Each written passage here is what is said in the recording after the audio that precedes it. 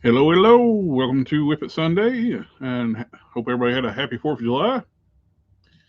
And looks like I'm going to be running solo. Our friend Commandant, he is without power. And I spoke to him earlier today. It's like been over 20 hours when you talked to him then.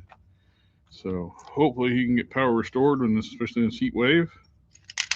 Our friend Custom Cannon got hitched yesterday, so he's going leaving up for a honeymoon. So, congratulations, my friend. I hope everything goes as fun and dandy in the new matrimony world.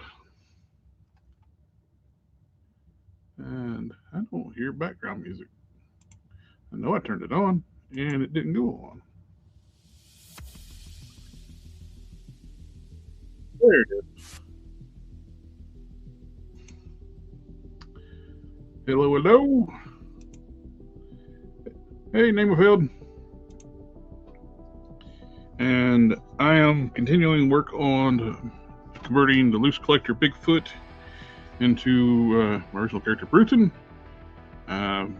With Custom Cannon, he scanned on the feet model before for the well, I would say smaller version, but it's Marvel Legends Hulk size.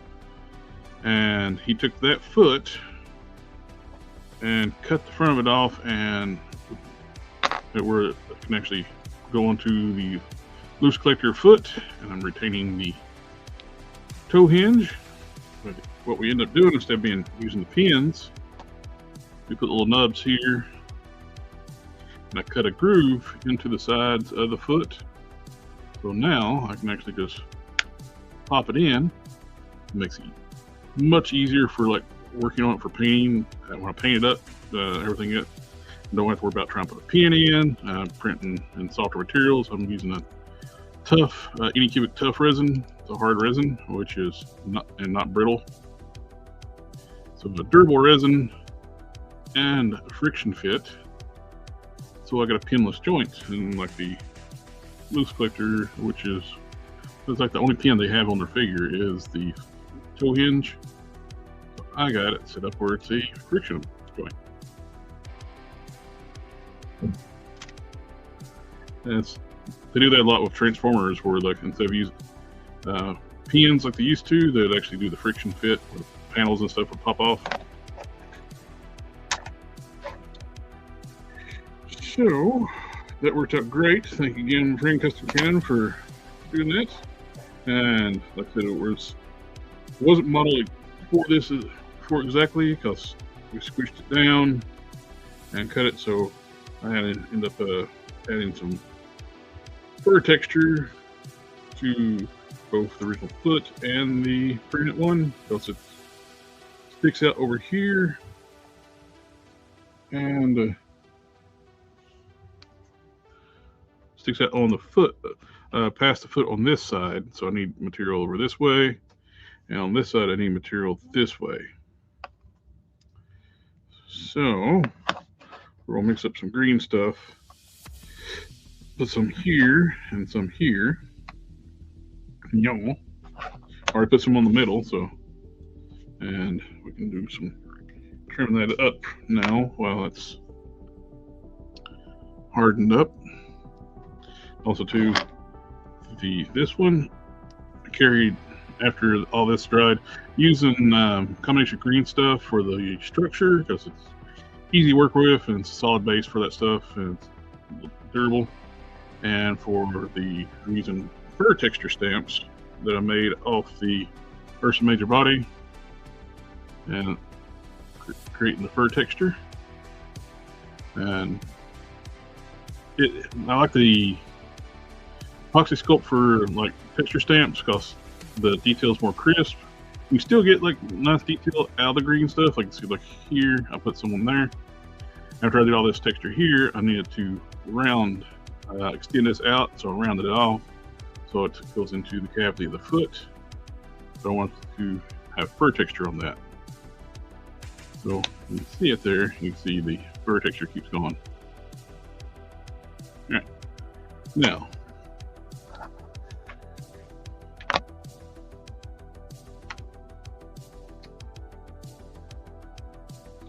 Yeah, hopefully Don gets his power back soon. Hey, Ryan. Glad you're here. And I got a few other projects I'm working on. I'm working on Surprise, another Prime, but I'm changing up the recipe. I have a editor working on my comic book I've been working on writing, and he's a professional editor, and instead of payment, he wants a Prime. So I'm making a new Prime, but I said I want to change the recipe up, try some different things. So I got a OG Strong Guy bath for cheap off eBay. One of the big things with making Prime is tapering down those legs. That takes a lot of work to get those tapered just right, because I want the smaller ankle. And the Warpath feet worked out perfect.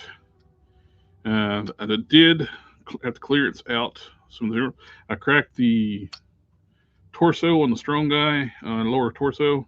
Now we're going to pull out the hip joint.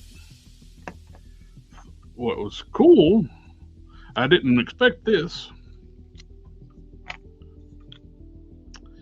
It's the same joint. It's the same T-bar joint. So that made things really easy. It fits right into the slot or the factory slot, and boom. Now I did clearance the waist piece. It popped in there tight. There's the butt. Now, I didn't realize too how easy it is to crack a Caliban waist. Never really had a reason to, but going forward, if I'm making anything else on a Caliban, I'm just cracking the waist because it makes it so much easier clearance than the hips. You just drill a single hole down here, put some snap ring pliers in it, and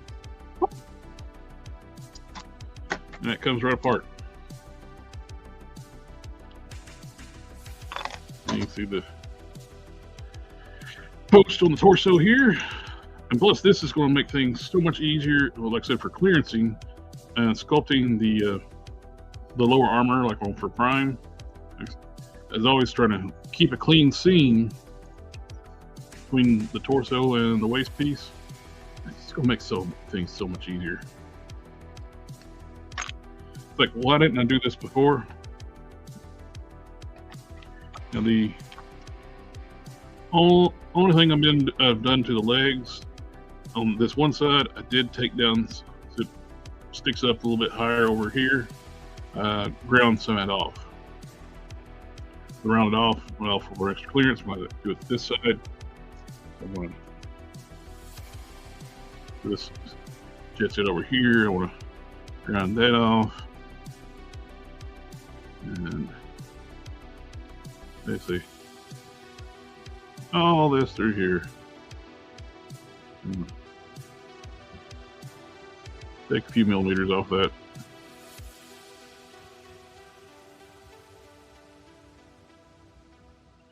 It's like the marker method I put on a long time ago, like mark where you want to cut off.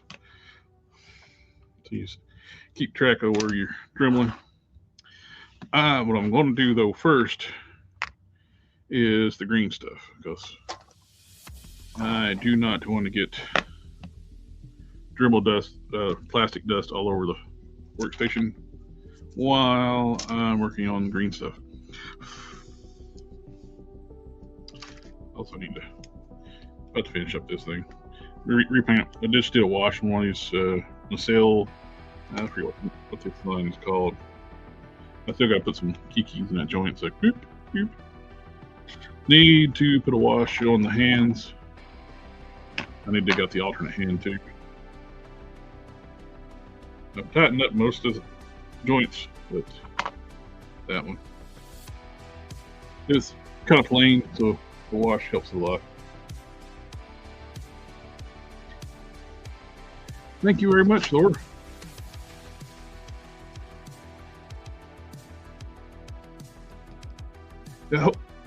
Yeah, I hope Don's power comes back. It's the worst possible time, I think. Although I guess snowstorm or heat wave is worst times you can lose your power. Green stuff.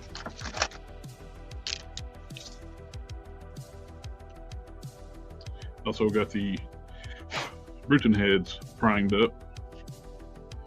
Did black primer on them.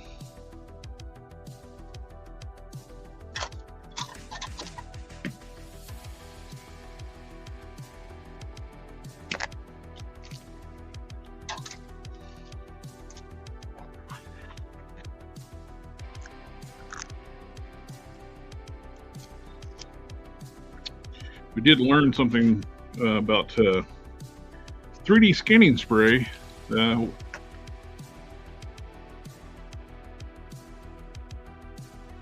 sent those feet and dragon's head for him to scan. I had this duller. I used like a UV cut dull coat, which is a lot duller than standard matte, and the spray that's supposed to dissipate the 3D spraying did not. So I had to do some little fixes for it. Luckily, I got most of it off, and then I just cleared it with my Duplicolor automotive paint, and all the the 3D spray stuff just dissolved away with that's heavy duty paint. Then hit with a regular Mr. Hobby matte instead of the UV matte, which matches the rest of the body better. Head was a little too dull for my taste. I didn't realize the UV matte was a lot duller than the regular matte. Yeah.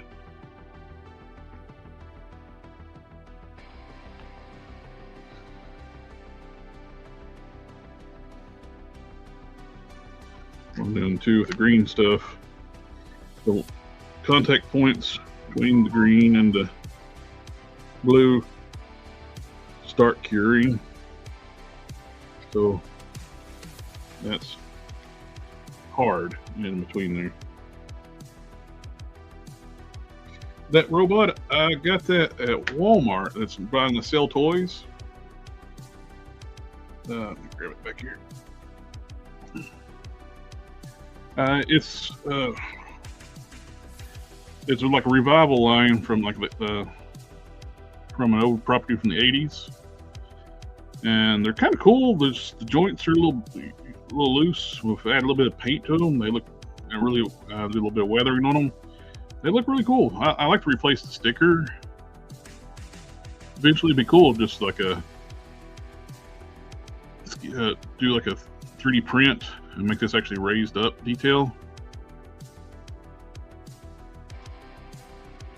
Oh, wow, got that here. I'm gonna put some kikis in that joint.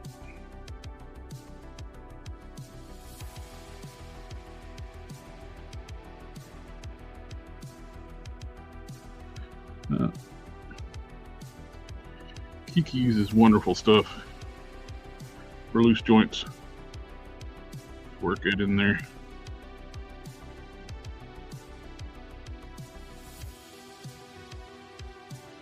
Just got dry. It's a dry or not. Here.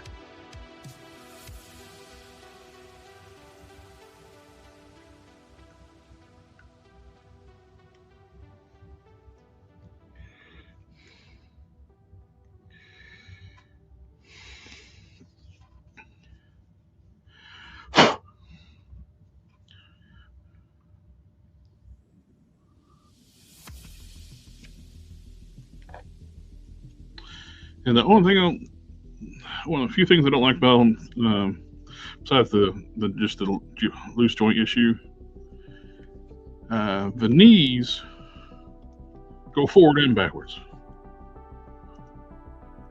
They actually go forward, but they bend farther forward than they do backwards.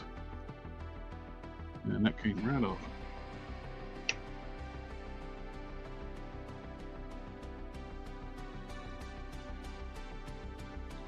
But yeah, they got some cool mechanical detailing on them. They were clearancing them out, and I picked those up. RoboForce, thank you, name of failed. Yeah, the original toys were, I think, motorized, didn't have legs, they rode around.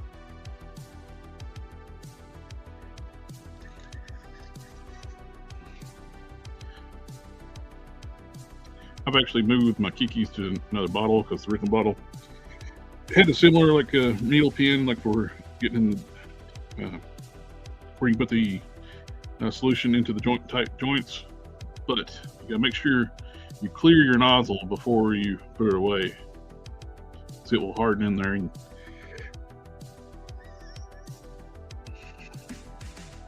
you won't be able to get back out. You can buy replacement, these little needle bottles like this off Amazon.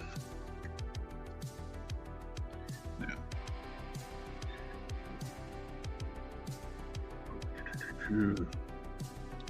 So on out the door. RoboForce.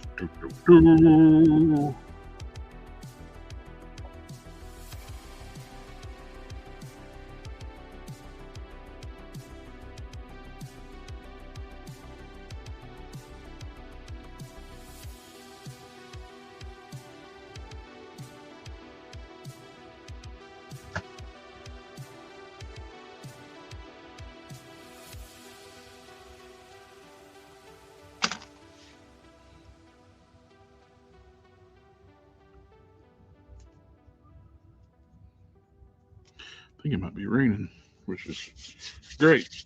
Cool temperature down.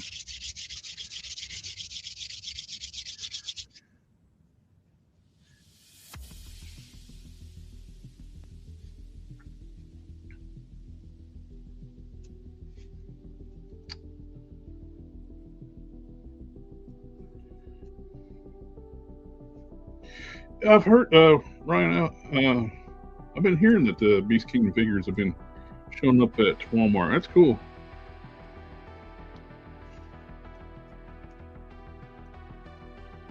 The sale makes Biker Mice from Mars. I got the first wave. Wave 2, I don't really know if I want or not, because I got the original Biker Mice and their human companion. Do I need anything else? Or did she come in the first wave? No, she wasn't in the first wave. Sorry. I think she's in wave 2.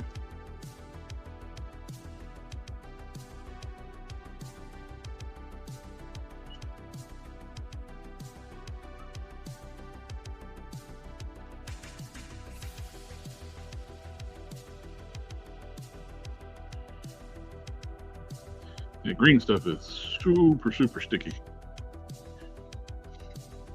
So, I highly recommend buying their sculpting Vaseline.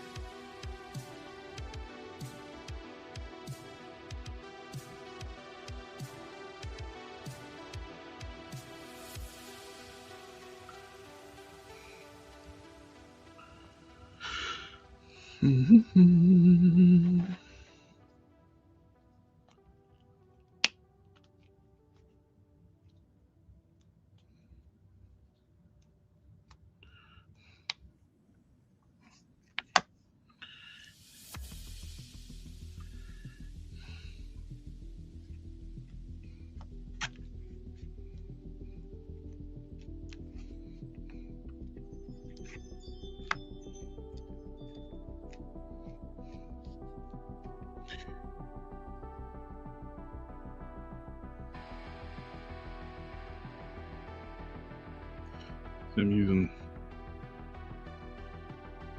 this to build up the height difference between the two pieces, and then I'll put the fur texture over top of this after this cures. I'll hit this with two of the rough grinding bit where the epoxy sculpt's got something to bite to. And 4th of July was good. It didn't really do much, just comfort my puppy dogs with the loud noise.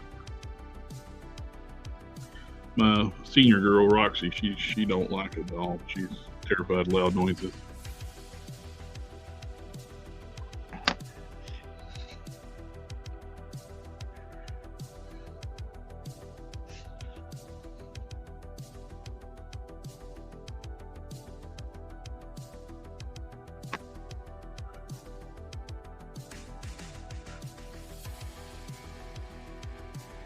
And she was just a hunting breed, so she's been a terrible hunting dog, which I'm glad I got her.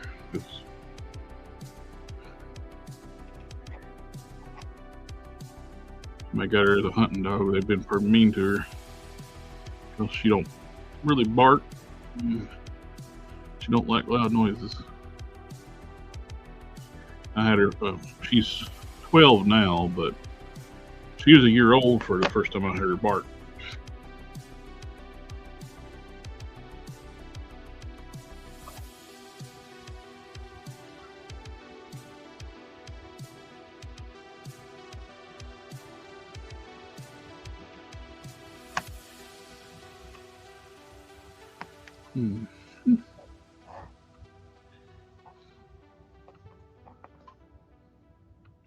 Yeah, I'm pretty sure it's pouring rain right now. Oh.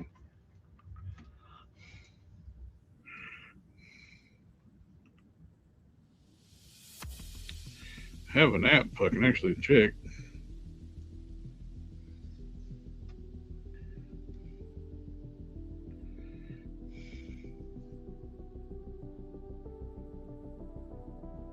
Oh yeah, it's absolutely pouring.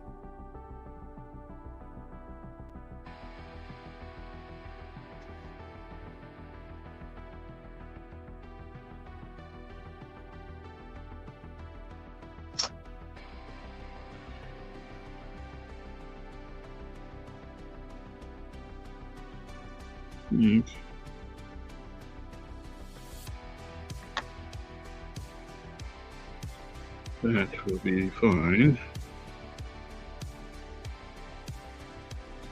So this don't have to be perfect because this is just the base that I'll be sculpting over top of.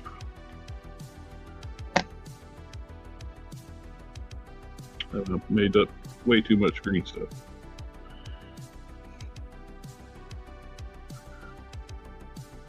Oh, what to do with this?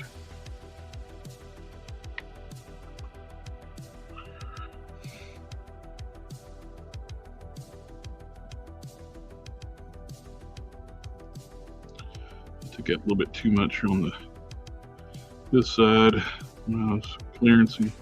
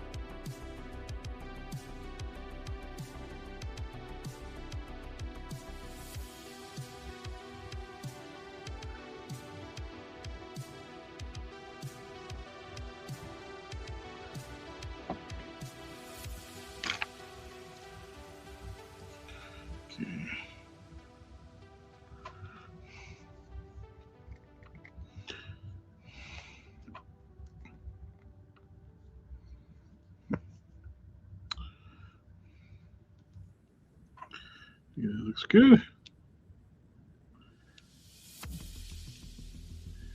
That's a good question about customizing and painting plastic. Yes, sir.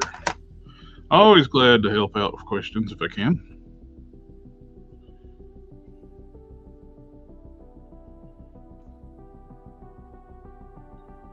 Oh, that's awesome, Brian.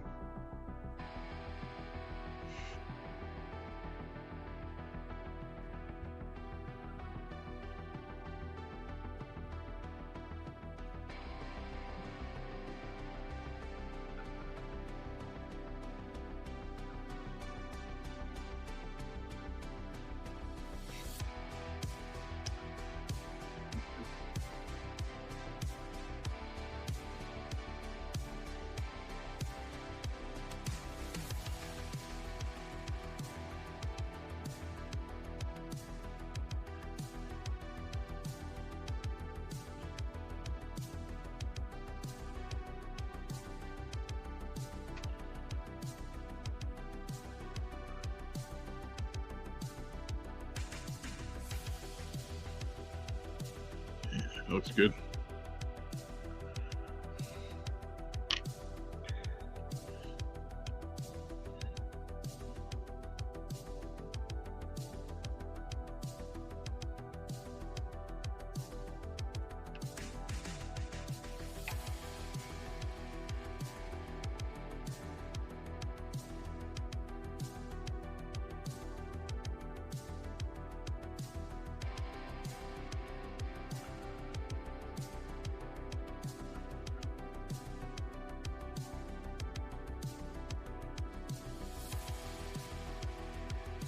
Now, having this off is going to make sculpting the little triangle piece, bottom peak of the chest armor, so much easier.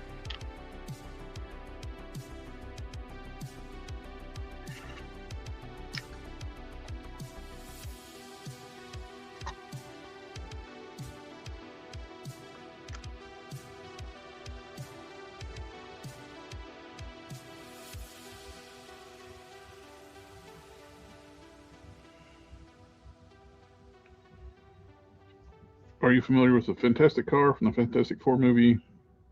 So I use it to customize my copy. What paint would you use on that type of plastic? Is it the which version is it? Is it the popcorn bucket one, or is it the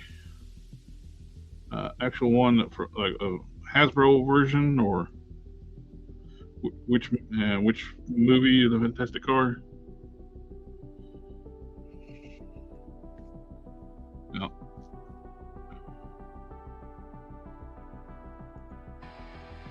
Actually, there's a paint that I've been wanting to try. The Craftsman.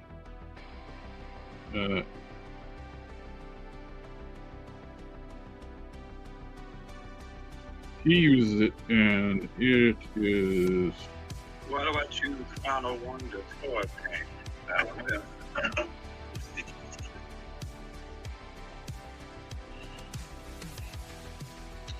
Vinyl Wonder toy paint, and it really bonds well to plastic, and flexible plastic at that.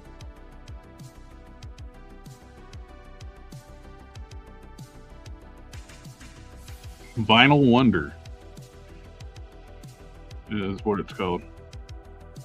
He's scratching it with a fork, and it's staying on there.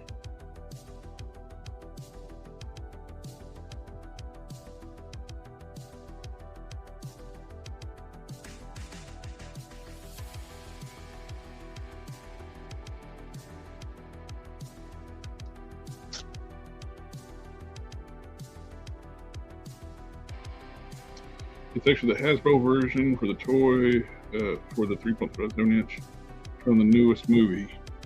Well,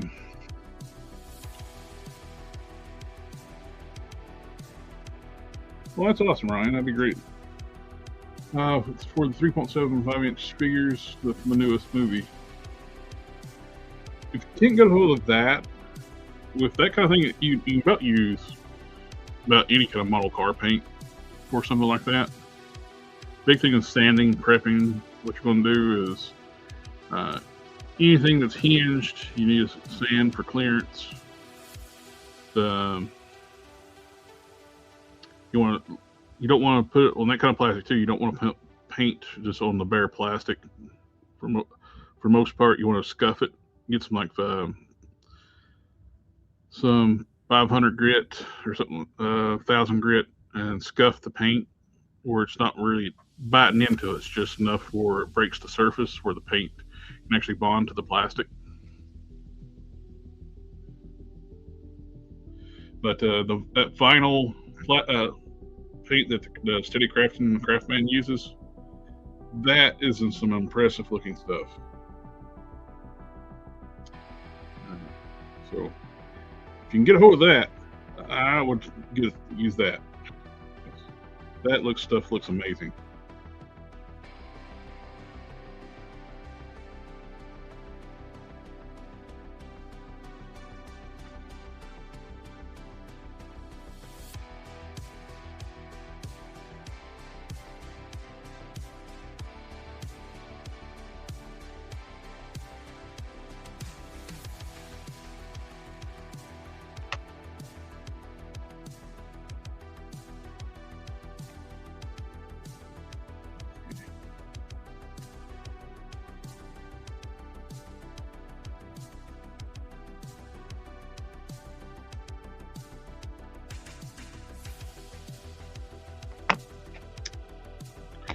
I don't think it's going to need as much filler as the other one did. It was like for some reason, lined up a little better. But now just let that cure, rough it up with my grounding bit, and apply some epoxy. With the epoxy sculpt too, you gotta let that, after you mix it up, let it sit for about 30 minutes, or it's just too mushy. You gotta let it start to kind of harden up a little bit before it's usable. So to the side. Oh, what to do? Oh.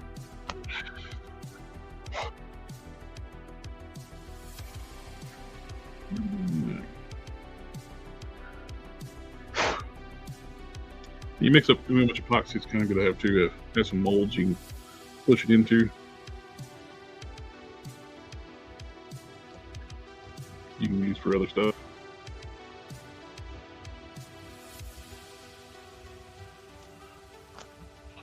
So I hate wasting epoxy, and I'm terrible judging how much I need, so I always have too much epoxy.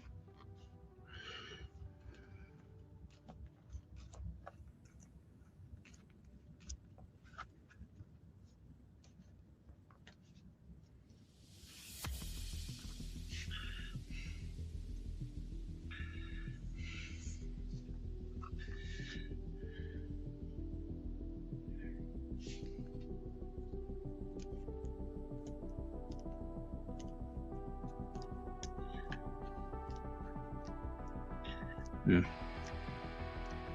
I'll get the Dremel out. I always recommend eye protection. Hey, it's in the Grayling Slayer. Which I'm getting old, so I need reading glasses when I do this stuff now. So it's kind of built-in safety glasses. Grind on the hip. No, hip. Hip. Hop. Hip, hip, hip, hop.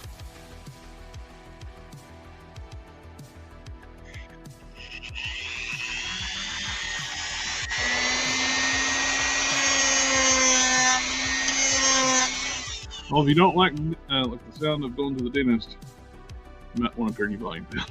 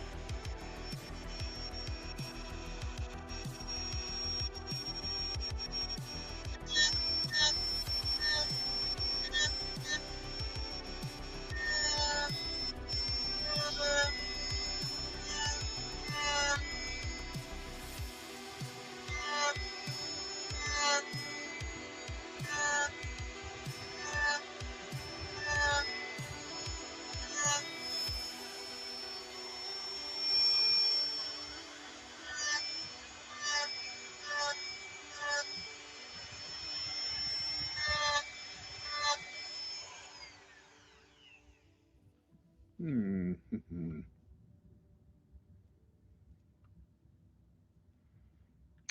think some more.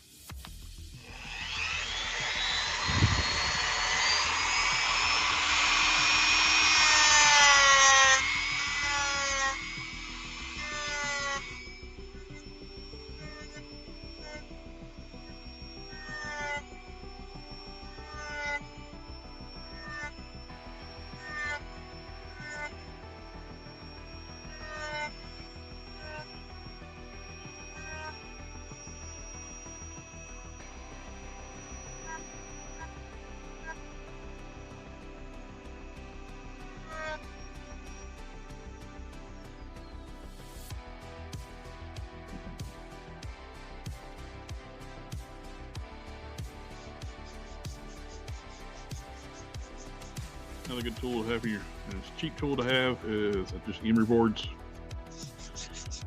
And you can get these at any department store or in the beauty section.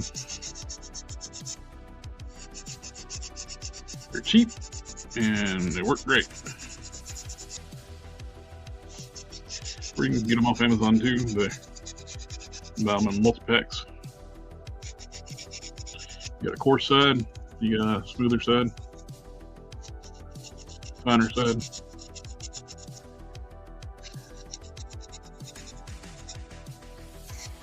Contrary to beliefs, I do a lot of prep work.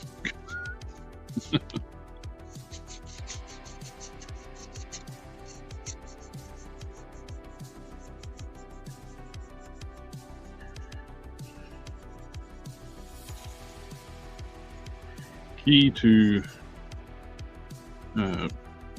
really nice finishes and longevity of your customs is prep work.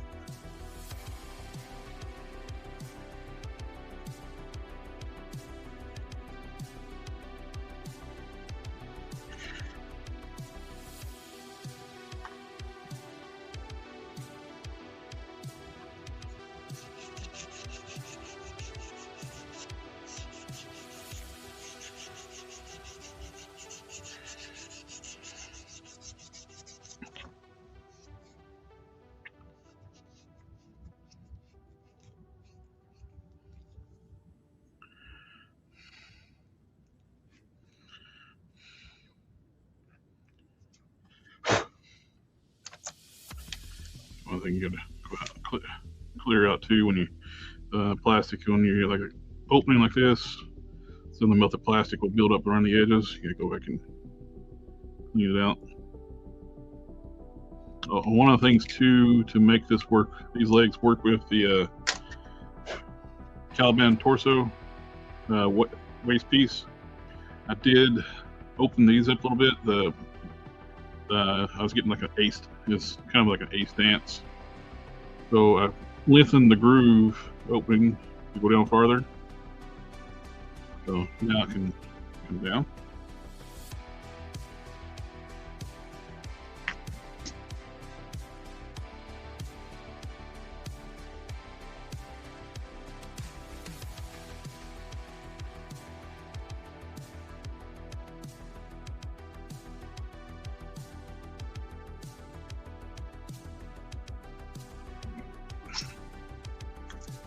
Opening I'm in Dom.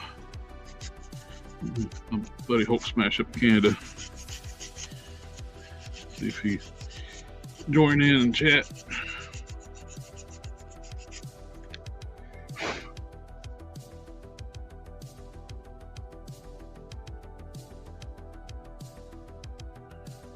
Okay. Now that looks even.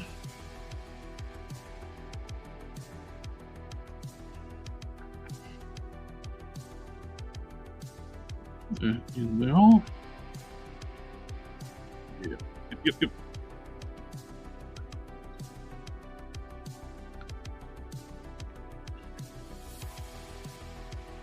That gives me the extra clearance. I took up the waist piece up, and I still need a little extra clearance. That's why I was rounding off the top of the hips some.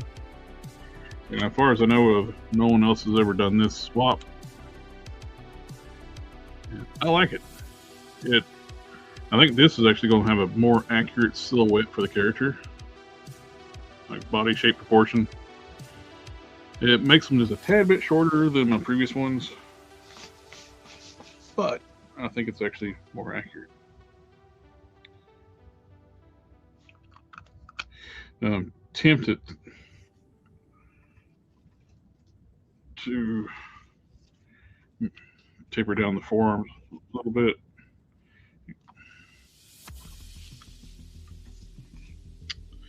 But he said he's cool if I leave them big too, though. So I like this a lot.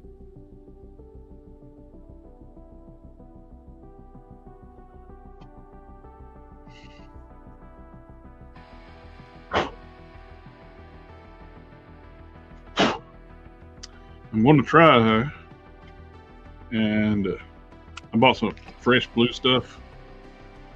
I'm trying to make a mold off this chest armor and see if I can reproduce that with push molds. I gotta make it a lot easier to show about that. If I can make a push mold off this armor, that would be tremendous. About like trying to work on and hand sculpt everything. I've already hand sculpted it multiple times. It'd be nice to be able to just. Which what I would need to do is make the mold. Hopefully, it don't hurt the paint. Then put the epoxy in the mold and press it against the body. Now just drop the legs on the floor. Because you're not customizing if you don't drop stuff on the floor.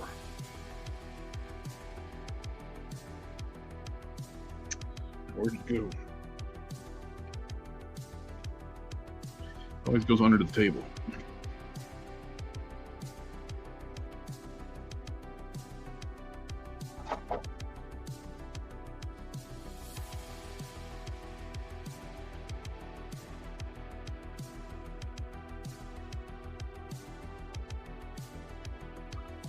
You do lose a little bit of height with the Caliban legs.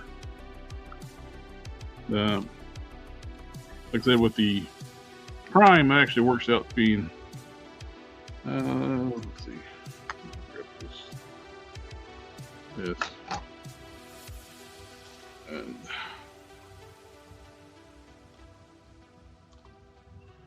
you do lose a little bit of height, not a whole lot.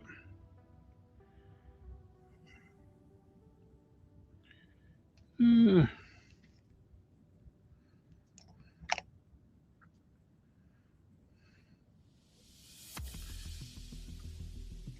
gonna try to get there. Try to get lined up here.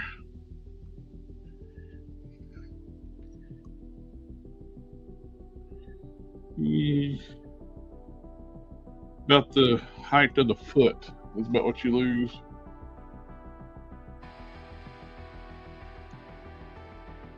Like I said, with this character, I think that works. Because Prime was big, but he wasn't super tall. I think having the legs like this actually works out well. Like I said, I'm tempted to taper down the forearms. And because he was never drawn with like giant hands, giant feet like they do with Hulk. It's like over like blown bodybuilder proportions.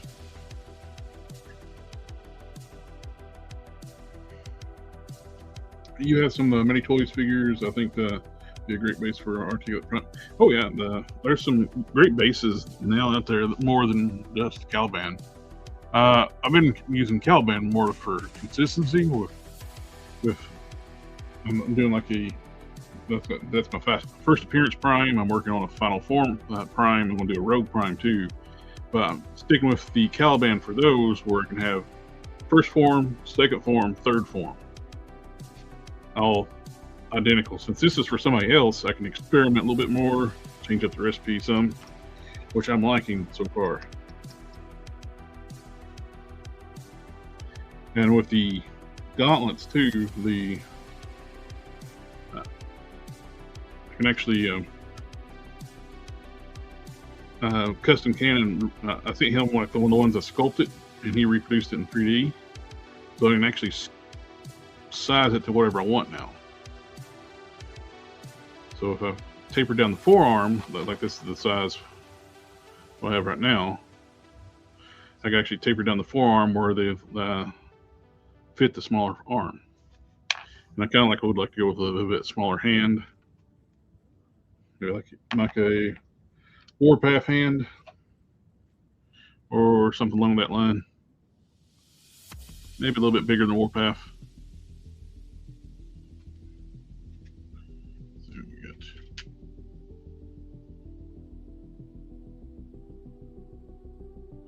So when you work out, your hands don't grow.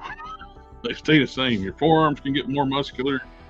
Yeah, they can get more blocky, but not.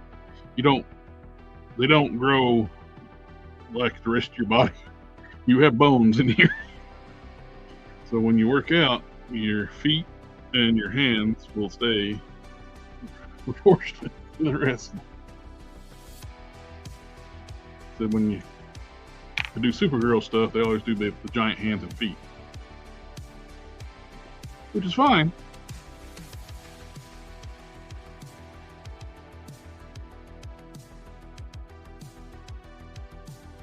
Now you're trying to put a Caliban body, a butterfly articulation based on the McFarlane style. Is not a real butterfly joint, but can be major mobility to the arms. But I toyed with the idea of using the Scar Son of Hulk, because it uses a lot of Caliban stuff, but it's got a new upper torso, new arms, which has butterfly joints. So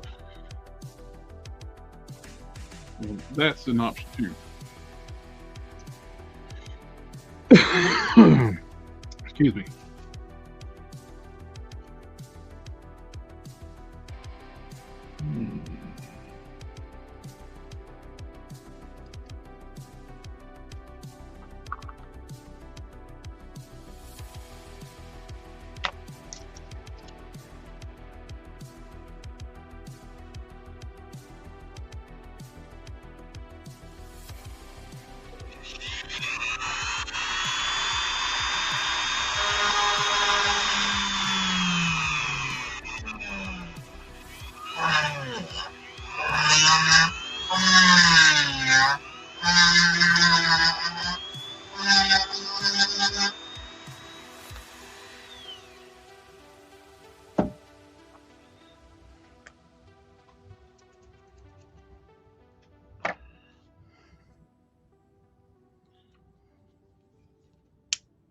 There we go. There's how you crack a hip. Not the bad way, but just slowly with my snap ring plier. Boom.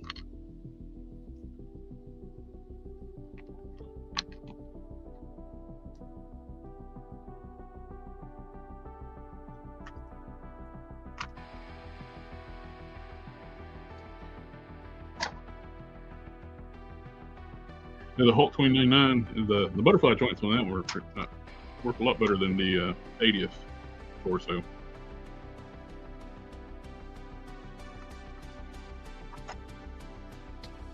Yeah, let's see what we want to do next.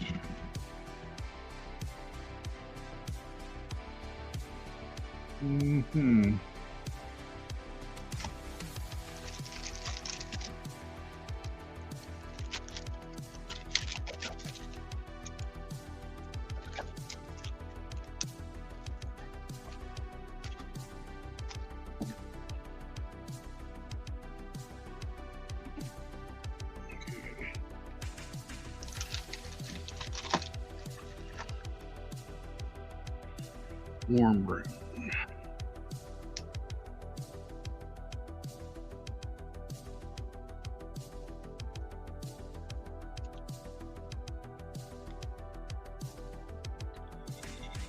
That could work.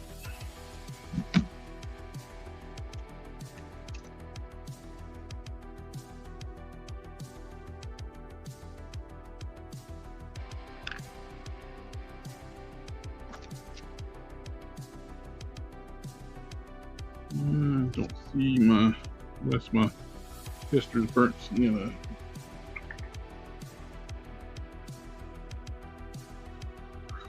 Well, it's probably in front of me. I just can't see it. But I don't have any more of that, so.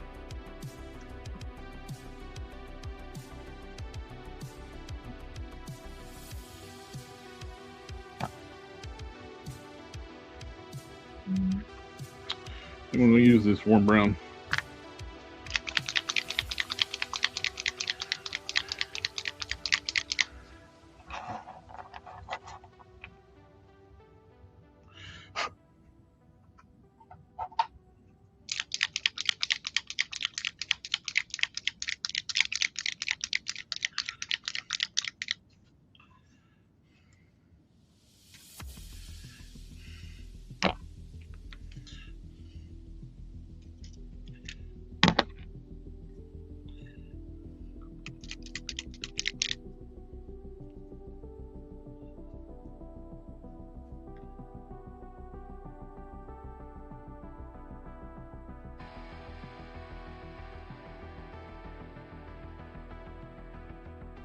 I kind of do a black wash on my 2019 Beast figure. He has some QC issues with the black paint on his arms being too light. One, I wouldn't use a black wash. I would actually use a blue wash. If you can find it. I use Testers washes. They got multiple colors. I have blue somewhere.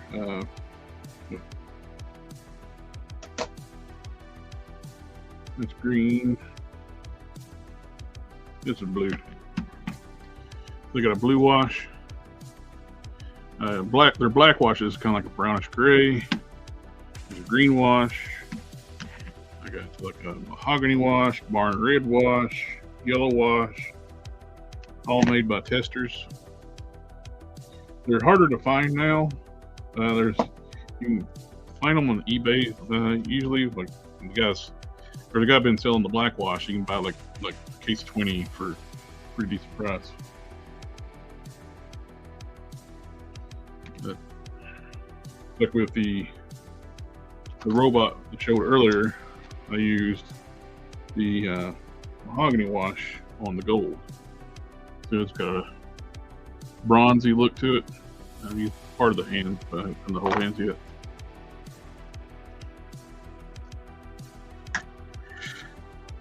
Oh, what I'm doing here, I'm just using this to hold my paint lid.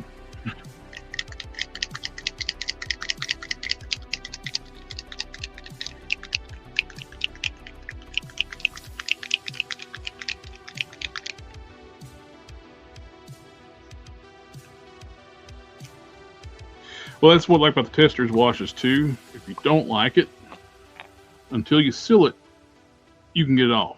It takes a little bit of elbow grease to get it off, but a little bit of hot soap water, scrub brush, maybe even use some super clean. It'll come off if you don't seal it.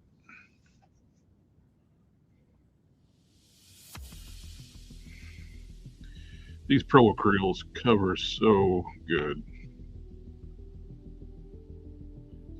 But they're not durable. They require sealer to be durable.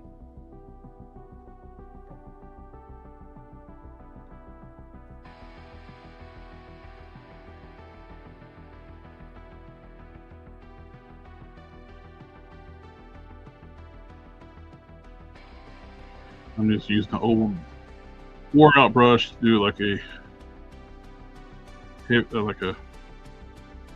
not a super heavy coat. I actually don't have a lot of paint on the brush. It's just this stuff covers so well. Plus I primed it in black too.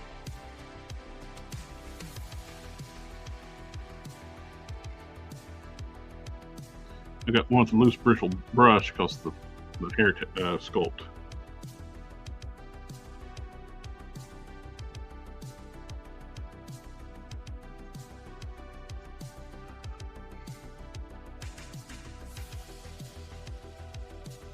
You don't want in there.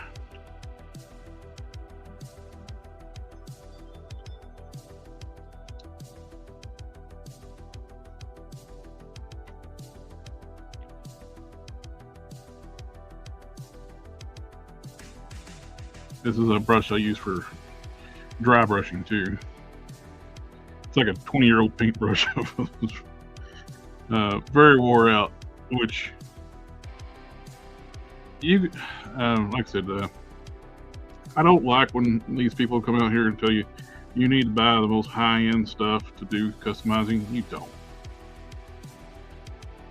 I will say, in the long run, if you plan on doing a lot, one of the big things, do invest in a quality Dremel tool. In the past, I've bought cheapos. They wear out fast.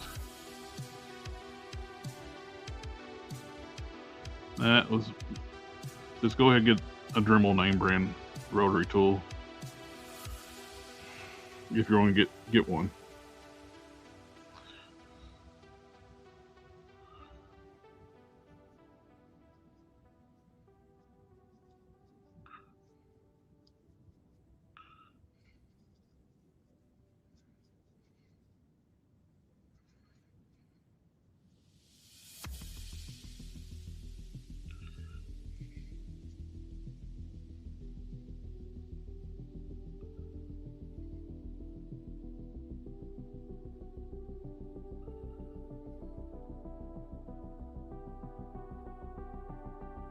Does Testors have a blue wash? They do, but Tester stuff has gotten hard to find. Rust-Oleum bought Testors a few years back and killed their Model Master brand. Well, the acrylic side. You can still get Model Master enamels, but you can't buy acrylics anymore. You can get acrylics in the small bottles in their paint sets. Other than that, you can't really get Testors acrylics anymore.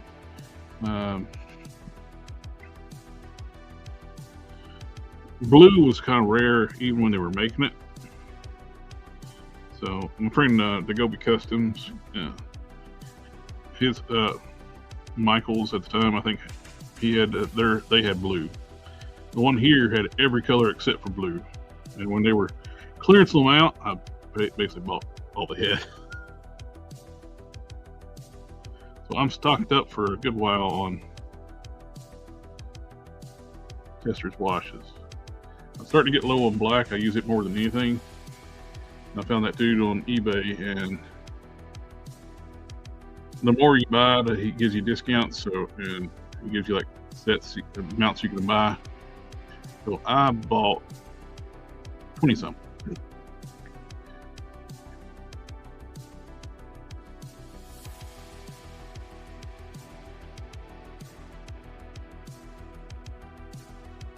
Yeah.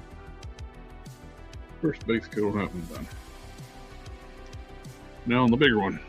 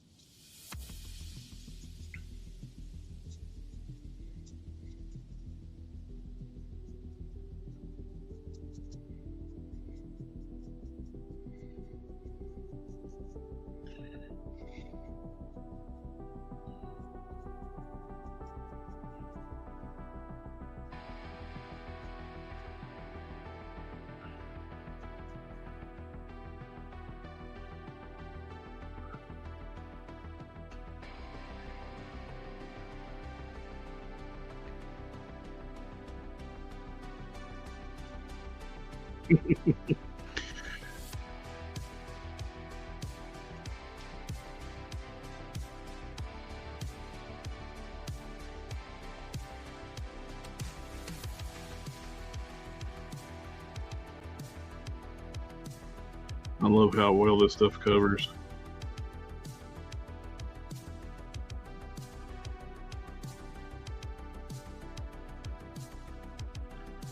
It looks pretty close to like Tester's burnt sienna. It's actually showing up more reddish on the camera than it actually is in person.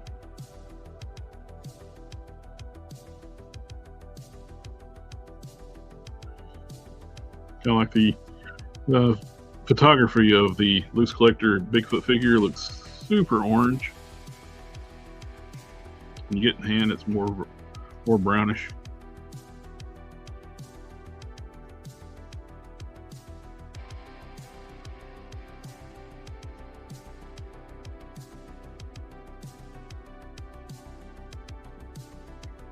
Hang it up.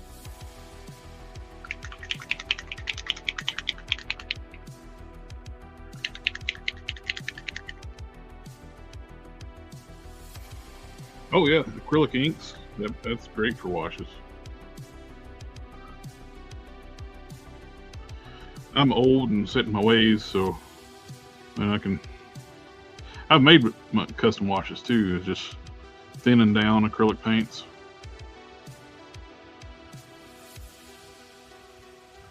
Basically, you just thin it down with water.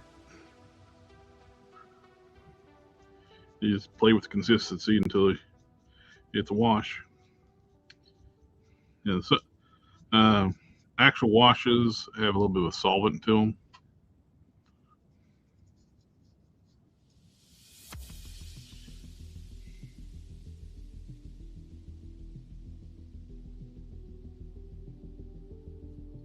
Or a thinner. I really use water though, it's easier to wipe off.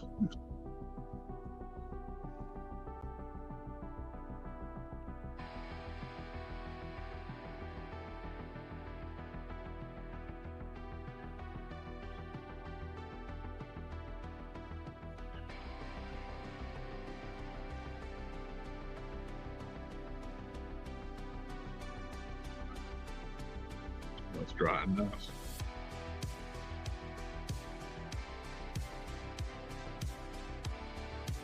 Look,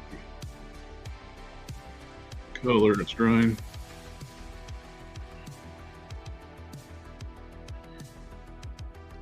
I found pretty good replacements like this is a really good replacement for the Tester's burnt sienna. The one I've having struggling to find a close replacement is for Tester's leather brown, and I love that stuff. I got one bottle left. Because once I get this all based up, I'll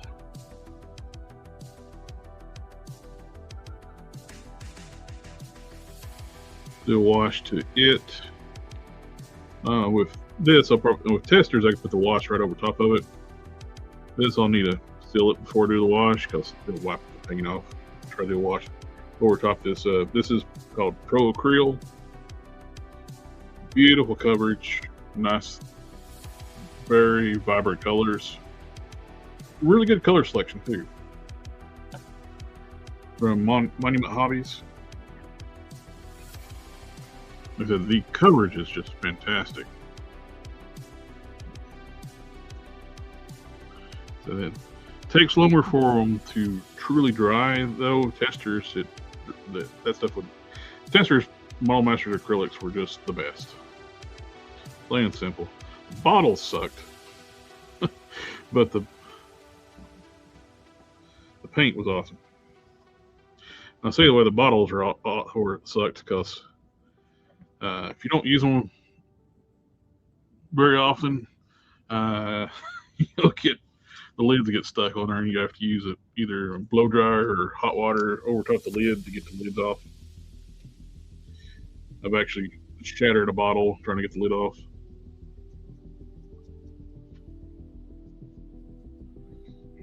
looks good.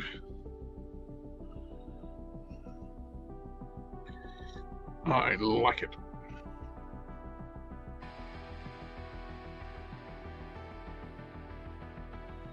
That's Pro Acryl Warm Brown.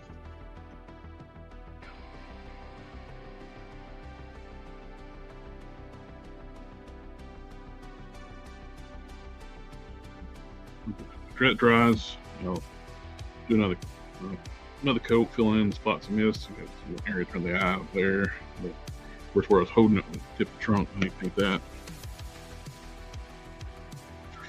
Whew. I wonder if this. Sweet. Just wanted to put a little razor on Dr. Strange feeder come off. About too small for any comic book Marvel Legends male figure.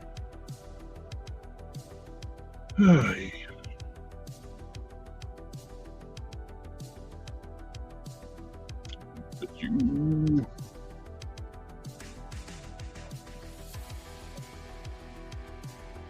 over there.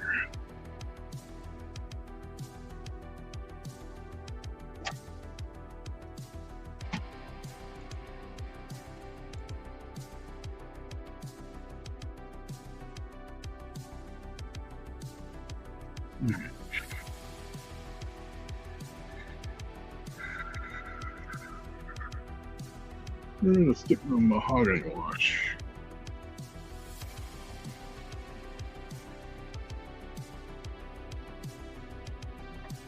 There you are, right in front of me. It's like a brownish, reddish brown.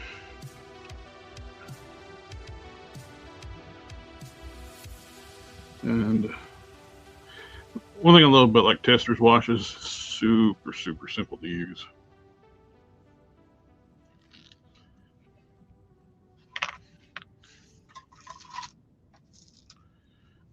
Another 20-year-old brush. It's flared out, so no good for detail painting, but great for washes and dry brushing. This, you get some on my brush. Apply it generously.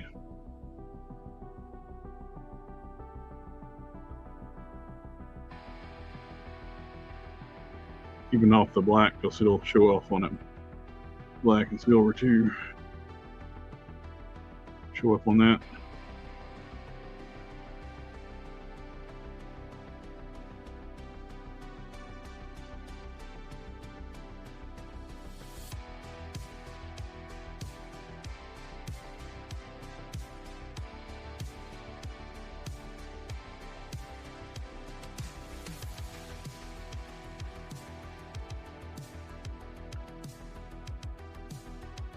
So if you don't like, until you seal this stuff, if you don't like it, drop it. You can, like I said, hot soapy water, or if you got some super clean, drop it in super clean for a couple minutes. That stuff just melt right off. But you don't want to leave it in too long in super clean. Super clean can, if you leave it in way too long, it can dye the plastic.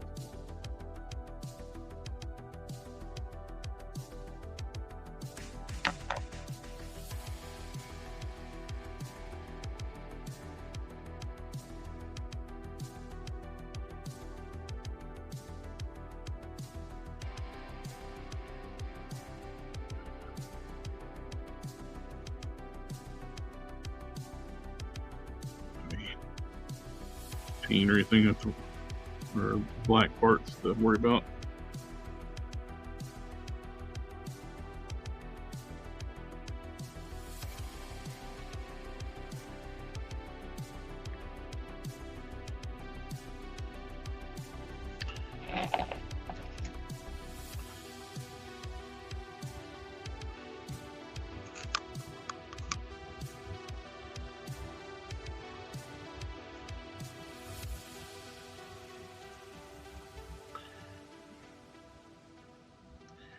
And depending on how much wash you want on here, you can do multiple coats after it dries.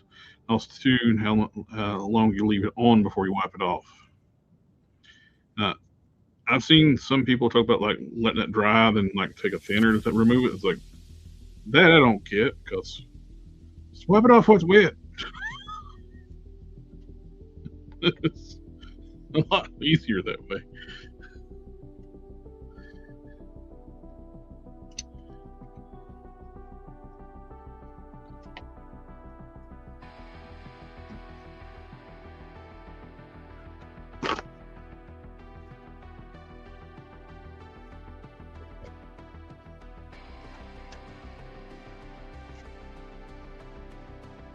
Like there's nothing to it. Just brush it on very generously, and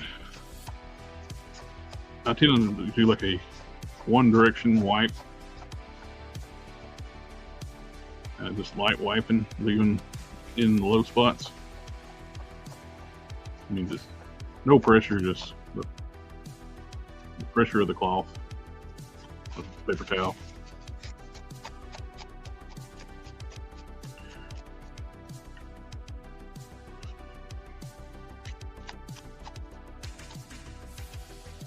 That's it. Just put the wash on.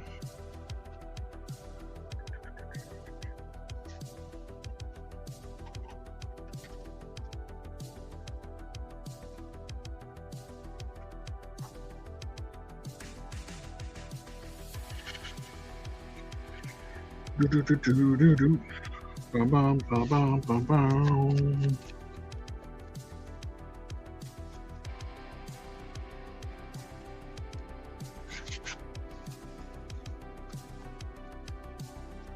Yeah. Sometimes it can't go one direction because the angle of the stuff. But most of the time.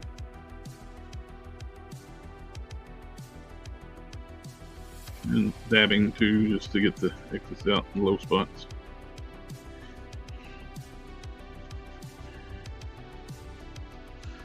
There we go.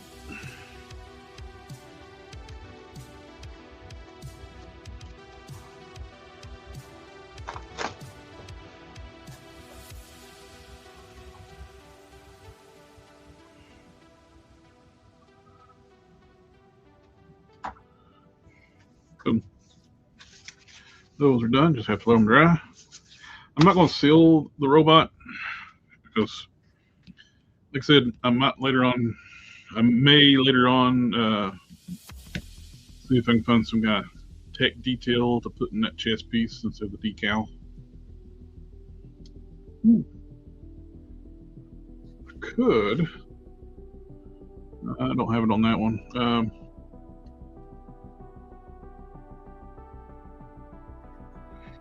This is not it, but it kind of shows an example of what I'm talking about.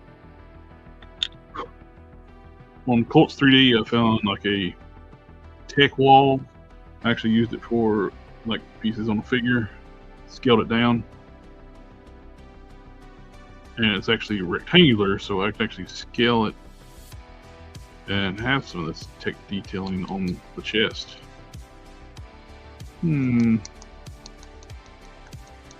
That could work. Love it when the plan comes together.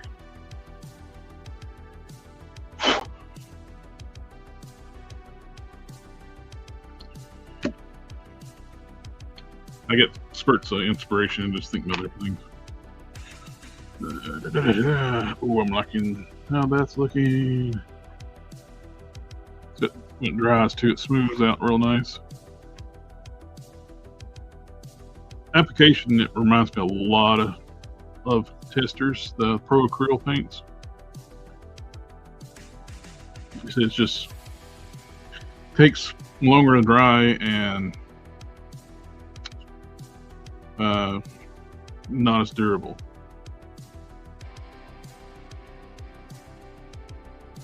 Definitely needs a sealer. It's not as bad as Citadel paints. Citadel paints cover good too, but they're very scratchy. Easy to scratch and you seal them. They're close, but I think Pro Acryl's got an edge on it. What to do?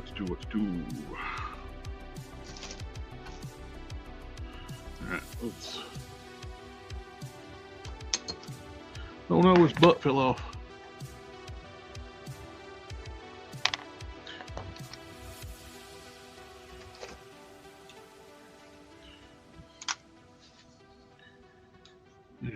Yeah, I don't know why I've not cracked the waist before. That makes things so much easier.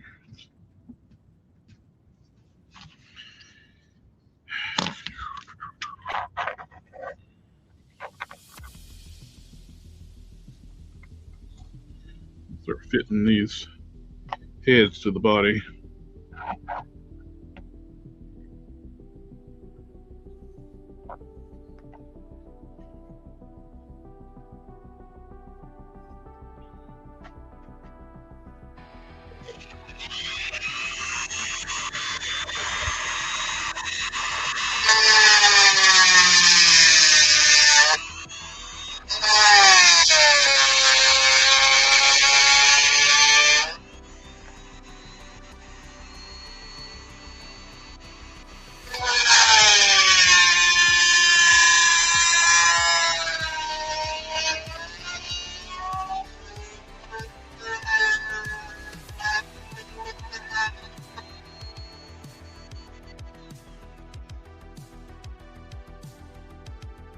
Real bit.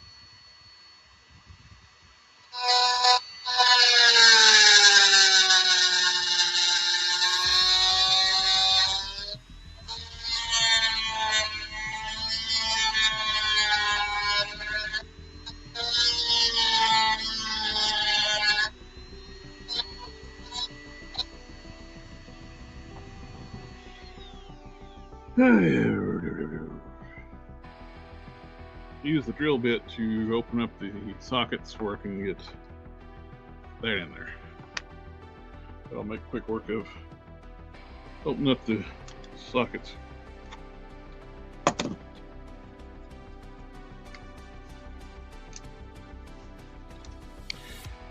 Well, I did start watching some anime. New anime. Some of that stuff I've been meaning to watch for a while. I watched Kaiju number 8. I liked it. So far I've watched both seasons, then I got impatient and read the start reading the manga where the anime ends stops. They are doing a season 3. But I like it.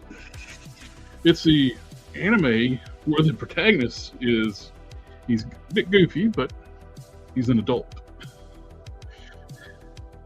And in his transformed state, he is really powerful, but he's not the most powerful thing, and so he's not overpowered main character, where in his human form he's a klutz.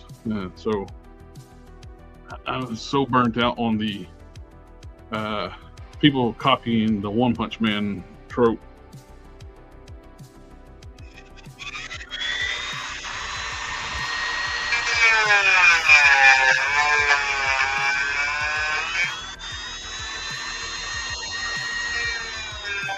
Like I said, this cuts through it really easy.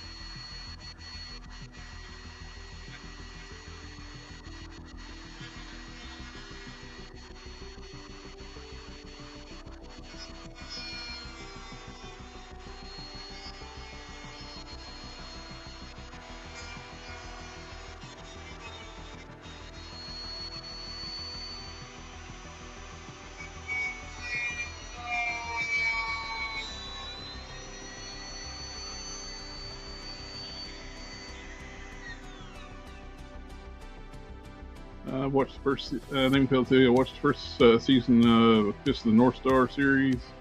It's pretty good. Is the new one or the classic?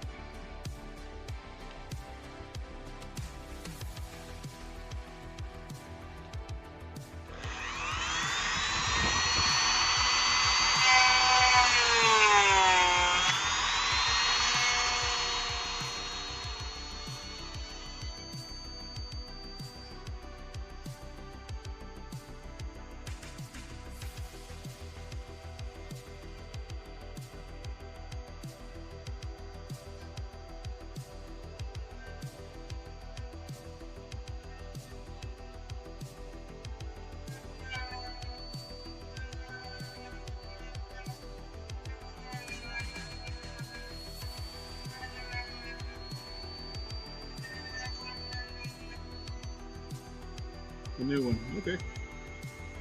I'll give it a shot.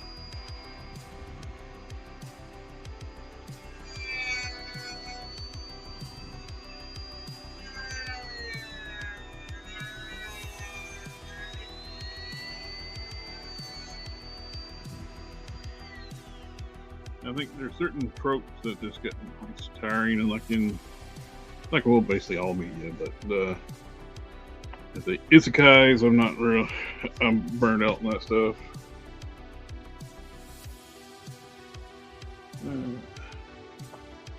Darn it, I moved my trash can.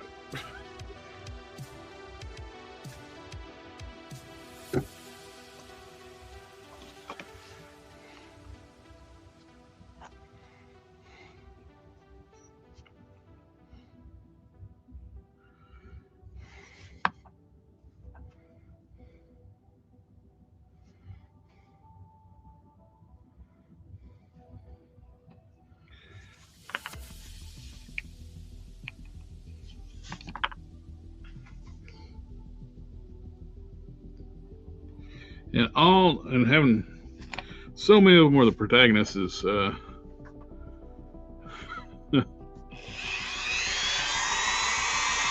children.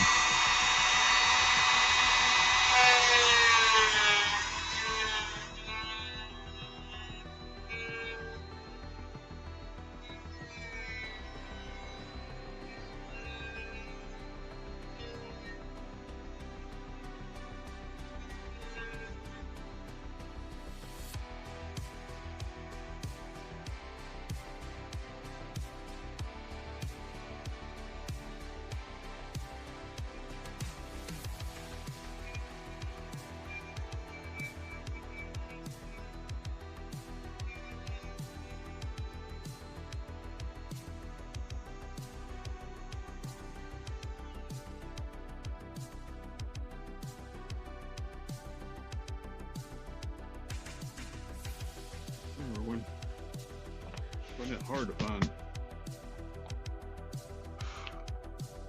animes where the main characters are adults. And they got this whole trope now too. If you're 30 years old, you're an old person.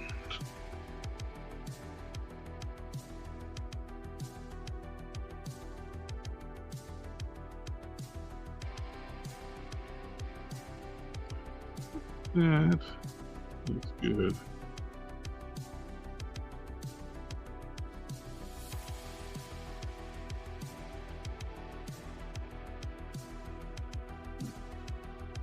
Just gonna get them dremelled out and not worry about the green stuff tonight. I use green stuff to make the sockets. Put my shirt over my nose too to keep from breathing dust. I don't want to go get my respirator.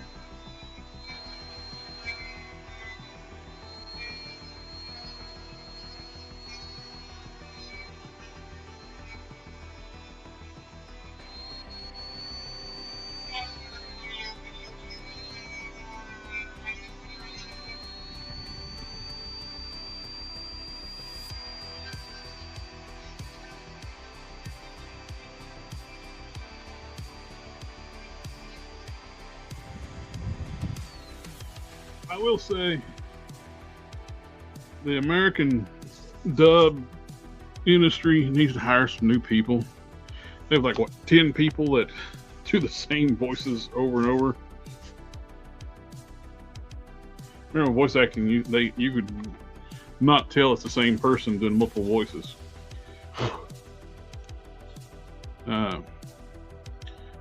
Like in the 90s, Beast Wars. The dude that did like Dinobot's voice also did Rat Trap, and they sound totally different. Mel Blanc, man of 1,000 voices. It's just come up with some new stuff.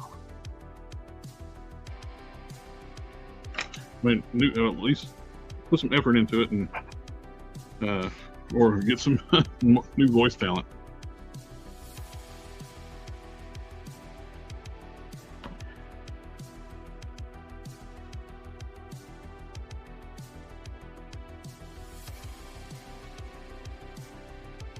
Oh, nice. That's good. That's good to hear. That's another trope I don't like either, like having the main character be a pervert.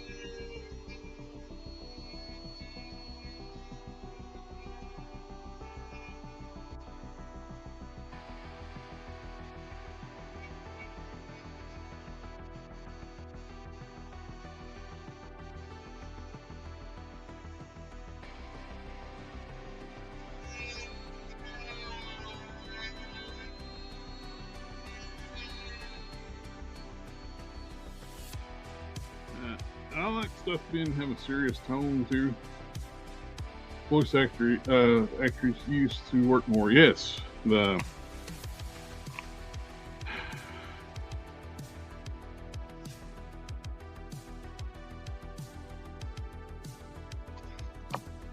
I don't like the whole getting celebrities to voice cartoon animate shows because they don't have the range as the voice actors did. It's like Peter Cullen is like iconic, and he did several characters on Transformers, and most people don't realize like it's the same person.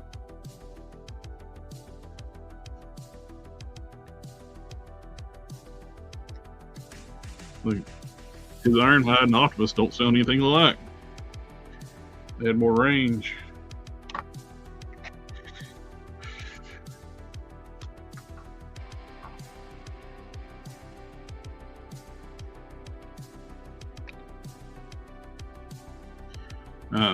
Some of these people that's actually professional voice actors are horrible. Their delivery is just so flat, no emotion.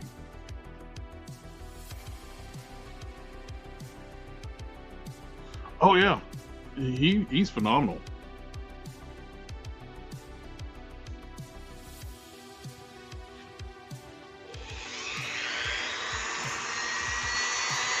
It's also too like the can't remember his name. He did the voice of Goliath from Gargoyles.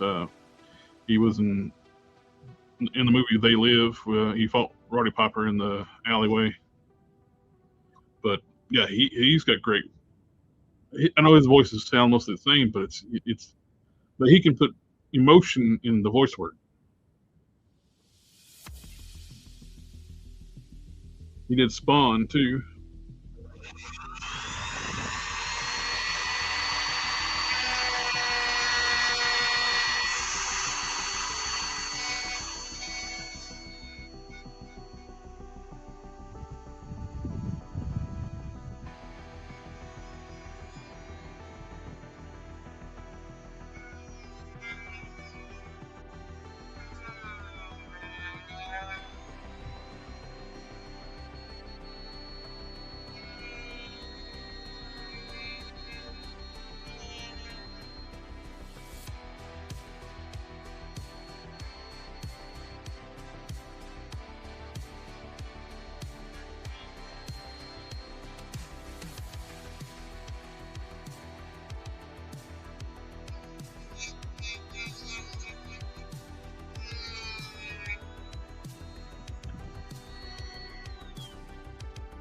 Keith David, yes. That's it. Thank you so much.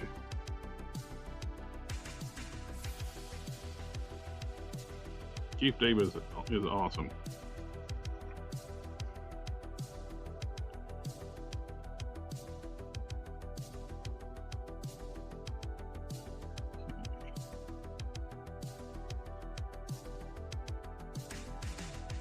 Good. 2 down, 2 to go. Do the grinning head next.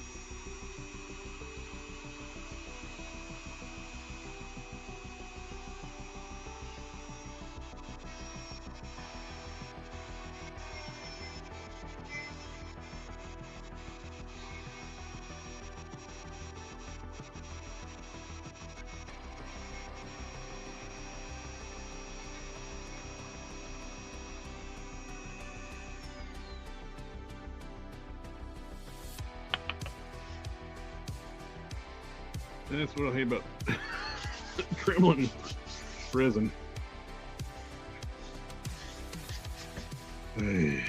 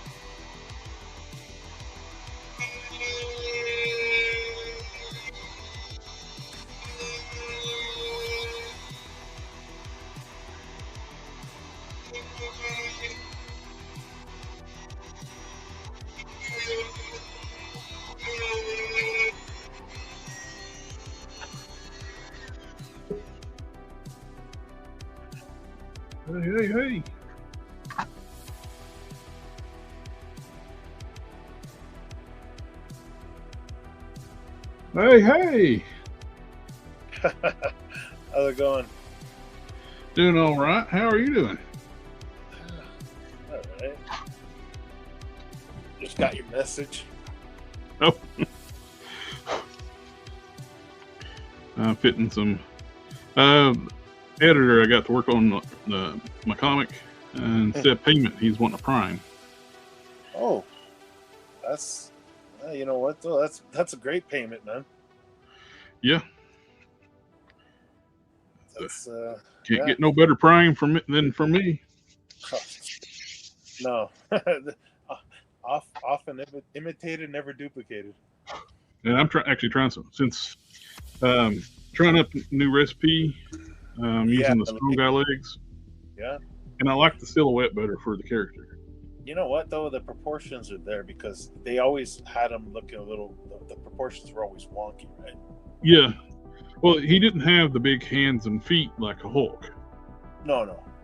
I'm tempted to taper the forearms down too, to run a little bit smaller hands. Yeah. But even though because this saves so much work too of tapering those Caliban cankles down. Yeah, I know.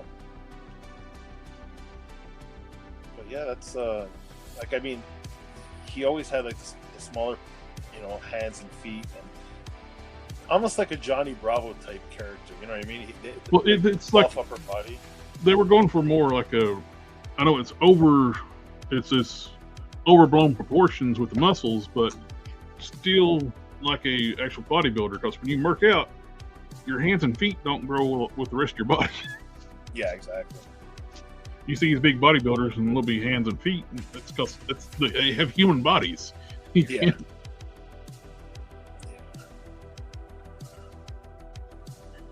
Alrighty, that's 3. Getting the heads fitted to the torso. Oh my gosh, man! I will never make when I'm working on anything using the Caliban, crack the lower waist. It makes working on it so much easier. Yeah, it was one hole at the bottom, and using I didn't go all the way through. Just enough where I can get the snap ring pliers in there. Yeah. And pop. I did the same thing with the one of the hips, just for showing an example. I drilled a single hole in the bottom where it connects, where it's out of sight, so nothing gets through on the side. Yeah. Just slowly took the snap ring pliers and it cracked open. Nice. But yeah, I like this a lot, and plus you can get this was the OG strong guy. Yeah. Because forever, he was pricey for a long time until the reissue, and this one leg, it comes with like the Pirate Deadpool, hard to get. Yeah. Yeah. Oh, Phil Lamar. Yes, I was trying to remember his name too. Well, thank you. He voiced the Green Lantern on Justice League Unlimited. Mm-hmm. He did a lot of voice acting. I remember him from Mad TV. But I think that portion-wise, I think this looks great. Oh yeah. It matches the character better, because these legs weren't available when I made my first one. your OGs they're perfectly fine too. I know what you mean. Oh yeah, though. I'm going to stick with that with my other ones because I'm making like the first appearance, second form, third form, so I want them all to be consistent. But if I was going to start over today, this is the legs I'll be using. Just Sure. it's got the big, huge quads, the thigh muscles, and tapered down to like where your legs actually are. I'll be honest with you. I think Strong Guy was sort of based off of like a Prime type body. Well, I think he Strong Guy came first. Did he? Okay. Yeah. Now, one thing I do think is based on is All Might from My Hero Academia. Yeah. They all got like that similar type of build, right? Exaggerated, muscular physiques, whatever, but with like small hands, small feet. Yeah, they all got that cartoony look to them. Oh, I set the torso beside. I'm still working on it. And it makes too like fit and stuff easier too when I don't have the waist to pull with. Oh yeah. I like having just the torso. Now this one's a little more trickier because it's got the open mouth and the back of the head. Cannon was been fixing these for me, but I don't have them. He's on his honeymoon right now. He got married yesterday. Oh yeah. Yep. Mr. Don, unfortunately, in this heat wave, does not have power. Oh shit. Yep. Okay. Hopefully he can. Hopefully he doesn't stay out too long. When I talked to him earlier today, he said it was already 20 hours. Oh jeez.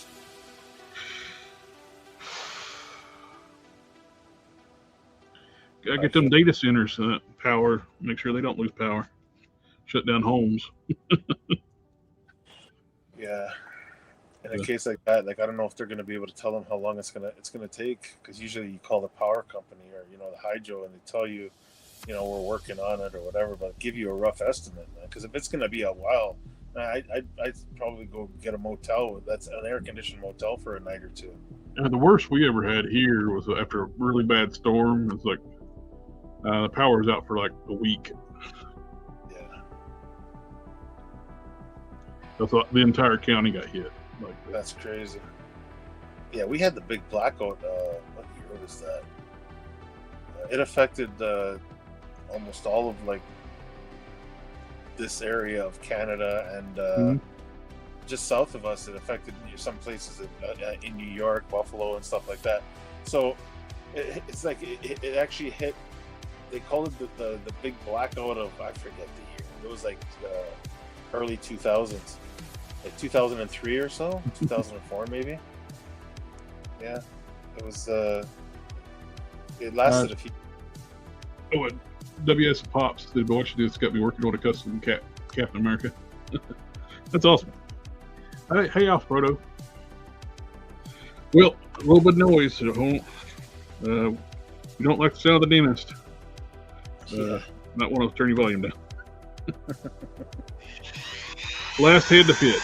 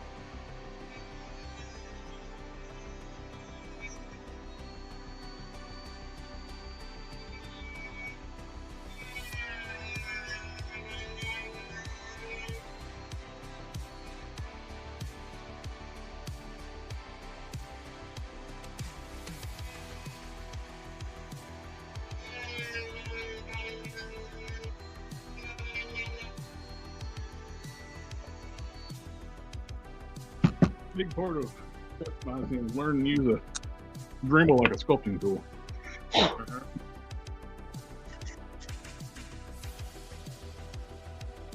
I think that looks pretty good.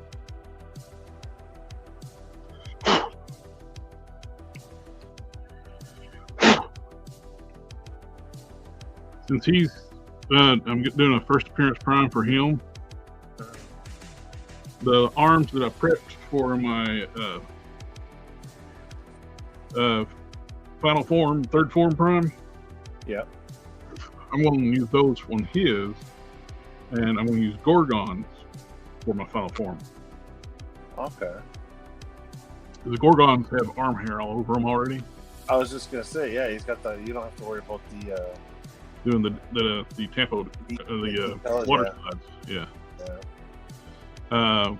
Just do the tattoo on the one arm, which I already have that with a water slide already fixed up for that. You know, it's a good thing though. Like I know you didn't even realize it because when you started doing primes, the only body we basically had was Caliban, and then they started reusing the body. So it was like, okay, you know what? You got other options in case, right? I've been waiting for them to do arms and skin tone, and guess what? Gorgon's the exact same color as the body is, the exact same color as Retro Card Hercules. Oh, nice. And I have a skin tone mixed up perfect to match that. Oh, wow. Where you at?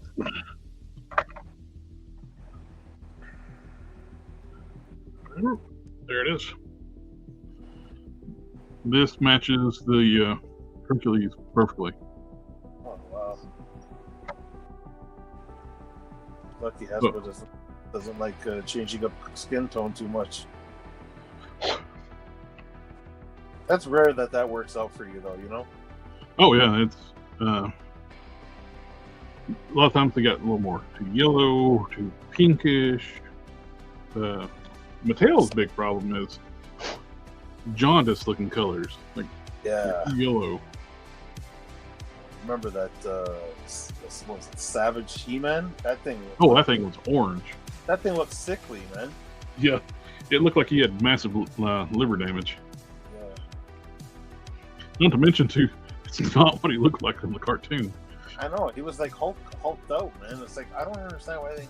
Well, you know what it is. They probably didn't want to retool a new, but they did because that's the only. They just could have used the Skillet with some new parts. But what I'm saying is the body on that Savage He-Man is totally different from all the other He-Man figures. The shins don't add up. You know, he was the exact same size as Skillet in the cartoon. Yeah. So why didn't you just use the Skillet? No, they retooled a whole new body just for that, and it didn't even end up working out because it wasn't the size. Exactly.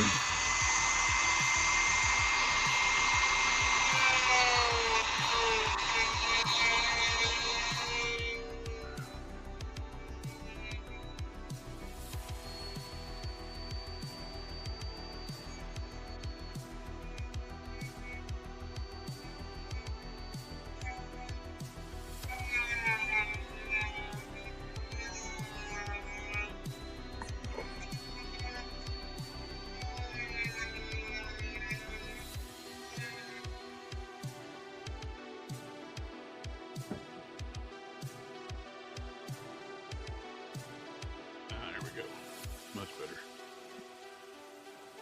I put a curve on the back of the heads so they sit around the neck. Yeah.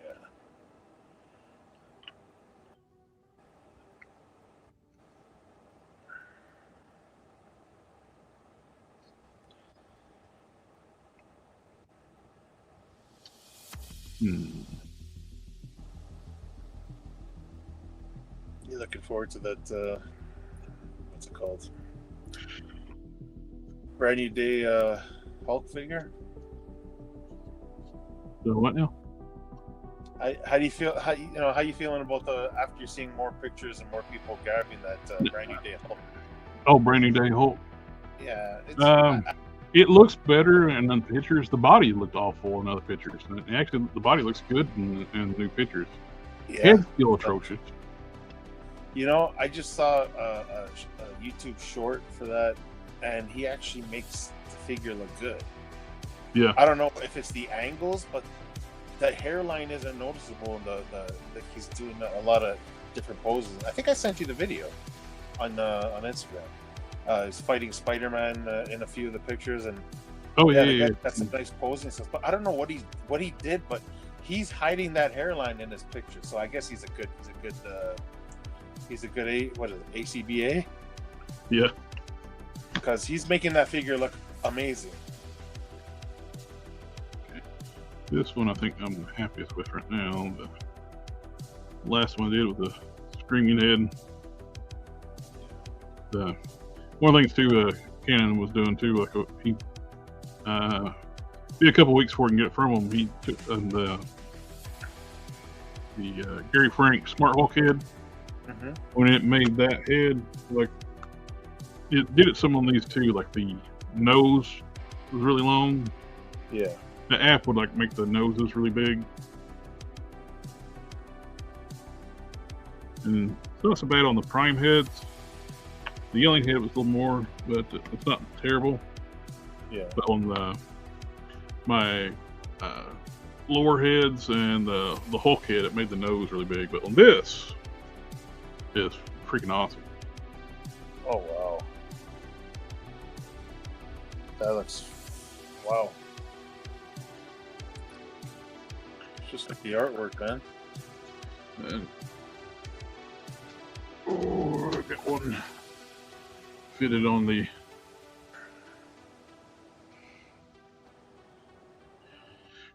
Venom body. Now, maybe when he gets back to work on the armor stuff for this, to make, you know, I may tell him to go ahead, just need to cut out the pecs, because the way my chest is designed, it really needs to have the lower part of the pecs cut out. So I got those dragon eyes on the chest on each side. Yeah. They need to be sunk in a little bit.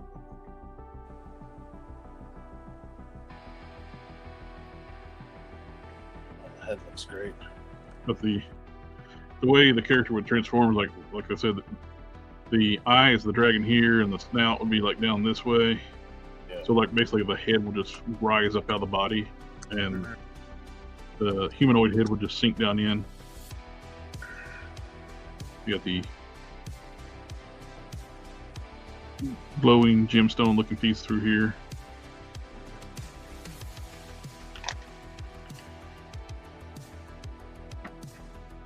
It's going to be a good one. I got my base coat on, first base coat on the new heads. Then one for the OG and for the big one. Yeah. Make them match.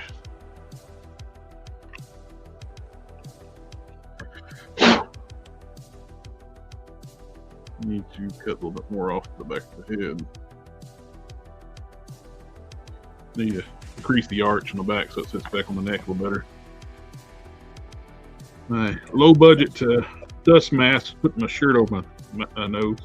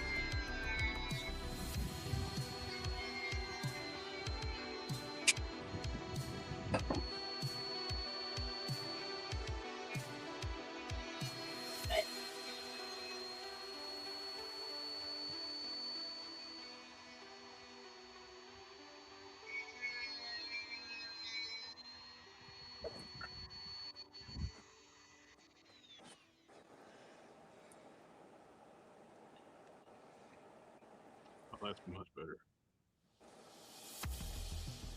Got wraps around the back of the neck now. If you look at it, it's got an arch to it. But when you lay it on the figure, it looks flat. Yeah. Technologica. Technologia.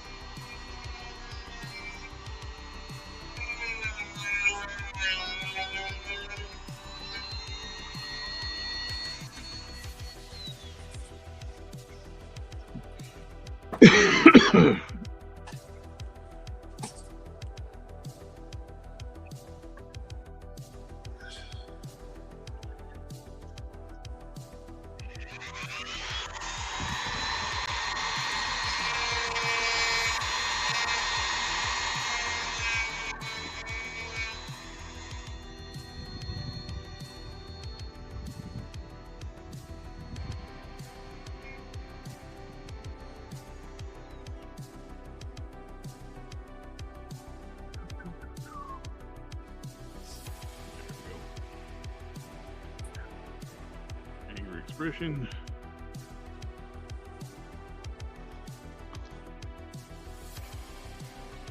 Now, smiling head.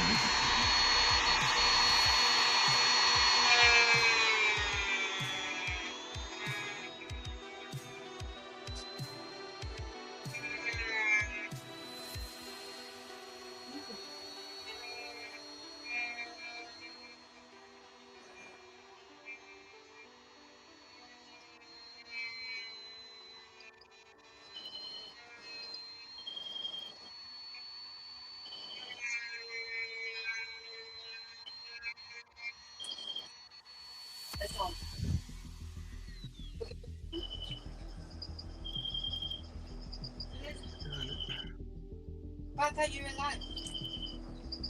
There we go. That's that one. That's good. What I'm going to try to do, I bought some fresh blue stuff. Yeah. I'm going to see if I can do a push mold off my first appearance prime. Hopefully I don't hurt the paint. If I can do that, I can replicate that chest armor much easier. Yeah. Because it's laborious way I do it. So I cut out the P out of styrene and built sculpt the whole P out of different strips of styrene. Oh, I remember the whole process. Yeah. Now that's cut out styrene, heated and contoured to the body. These around the edges of the P are strips of styrene. This is styrene strips, all in sculpted material, yada yada. But cracking that waist is going to make this bottom piece a lot easier. Yeah. Because it's a pain in the butt to try to sculpt that and keep it clean, and paint it and keep it clean. So I can actually sculpt it off the torso and make things much easier.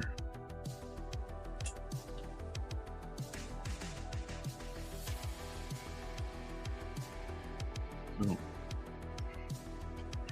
yeah, the Gorgon torso would make things a lot easier. Just the neck is flesh tone. Yeah, no kidding. Off of Protos is smooth. Yeah, Smooth operator.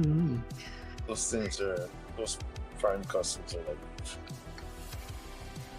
you would never. People said that was like a factory job. That's Yeah, I've had people ask me where to buy that. It's like, made it.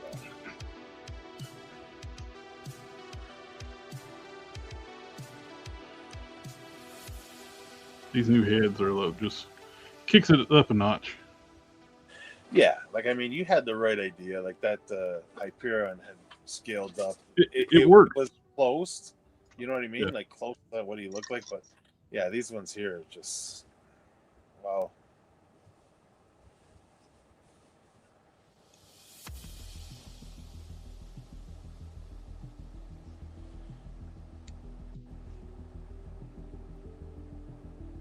The new resin you're using is a lot stronger than the other stuff, right?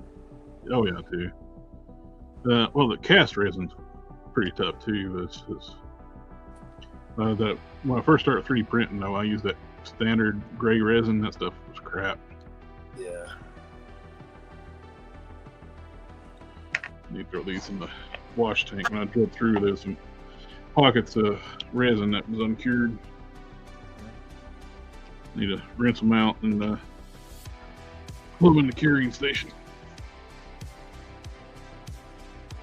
Ooh. Hey.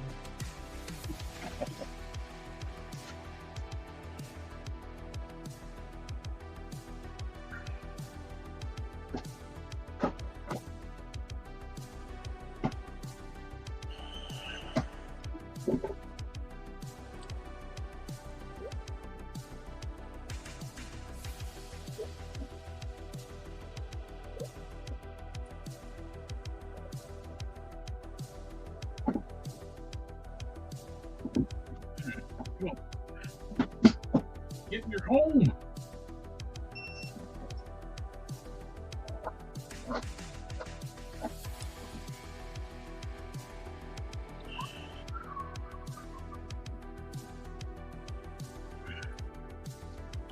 Oh.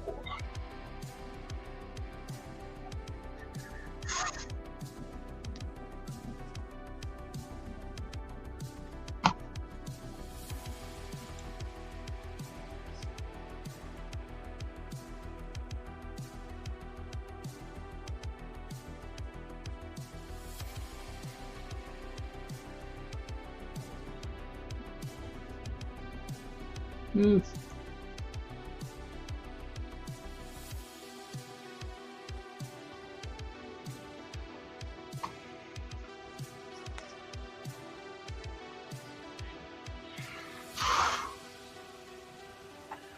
Those Hulk heads are so cool though, eh? Oh yeah, those look good. That what was that?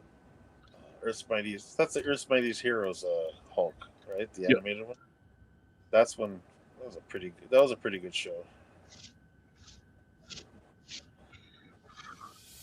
This is the loose collector size one. I got the one of the feet done, sculpt wise, and it retains the toe hinge. Plus, when I was working with Canon, it's like instead of doing the pins like it has, I cut a groove, a channel on both sides. We got nubs right here where it just friction fits, so it's pinless now. Oh, that's wicked. So much better.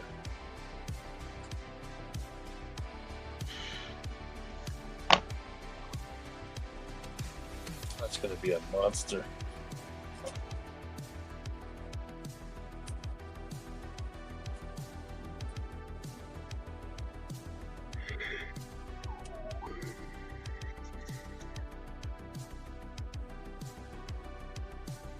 Maybe texture snips.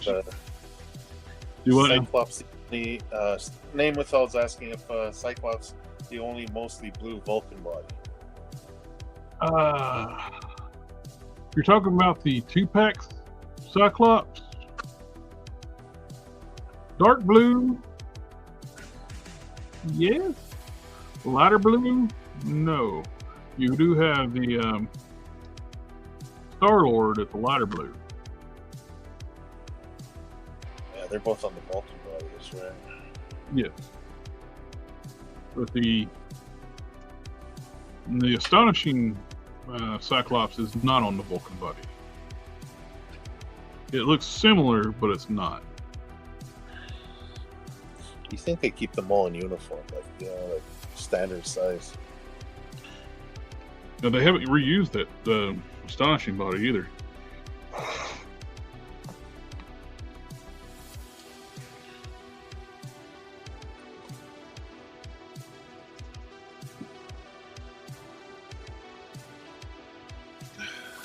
Just thanks. You used to be able to get the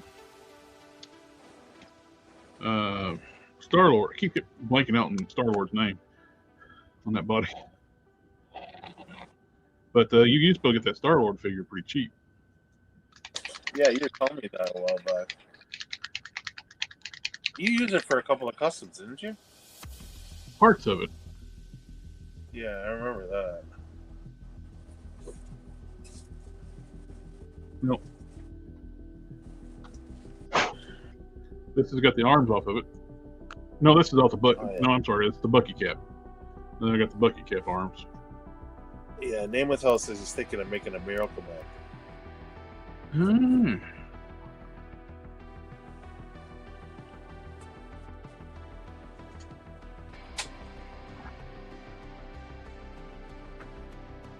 So this goes on, it's almost like a reddish brown. Yeah. And it dries a darker brown. Oh, that dries really compared to that. The coverage on this paint is just great. The Monument Hobbies Pro Acrylic,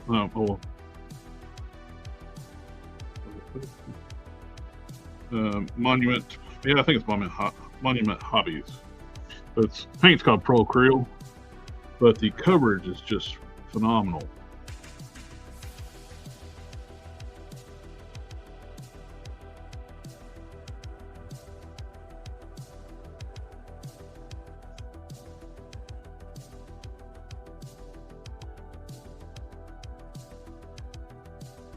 Oh, it just covers that black, eh? There's just nothing to it.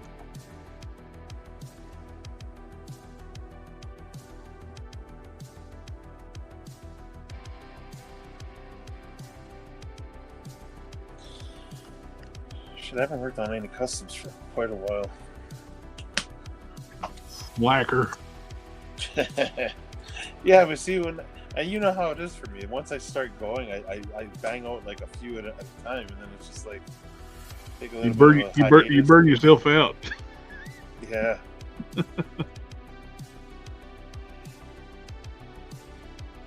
I love this head sculpt. It looks good.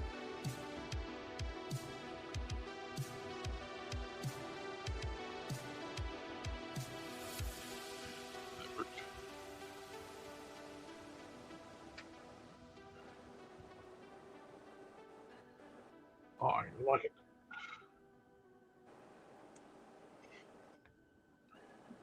Any touch-ups on the small one? Yeah.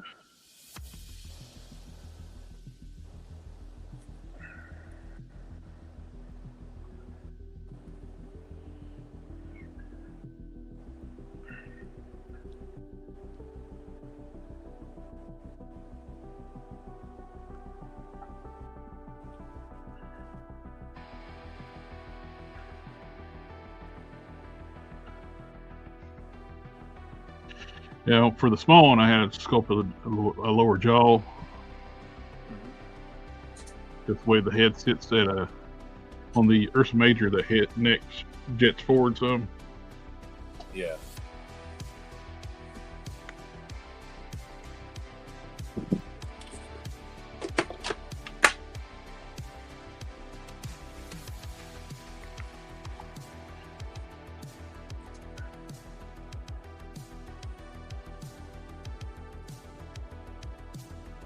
What a difference from when it's wet to dry. Yeah, it's like a totally different color when it's dry.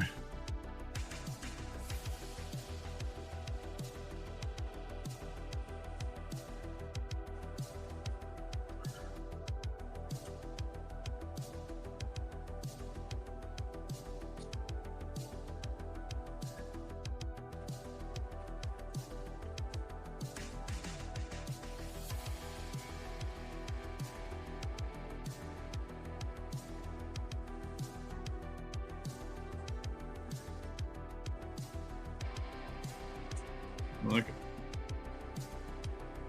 Yeah, it looks really good. That's a nice paint, man. Procreal, you said? Yep, the Pro Acryl. Yep. Okay. Monument Hobby makes it. Good. This is warm brown. This is my favorite brown they got. I've tried different browns. I've been trying to find a good replacement for burnt sienna. From testers, this is pretty close. And just goes straight on, no mixing, no thinning out. Just right out of the bottle. Nice. It's very reminiscent of testers, but it's not as durable as testers. Like this was testers burnt sienna. I can throw a wash on it right after it dries. This I'll need to seal it. Oh, really? Because if you try to put the wash on this, it'll start taking the paint off.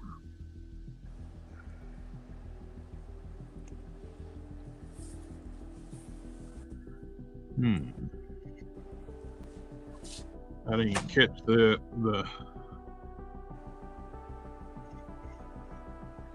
after the paint dries, I gotta clean this up and touch it back up because there is a print support right there on the eyebrow, like the brow right there between the trunk. I didn't see it until the paint went on it.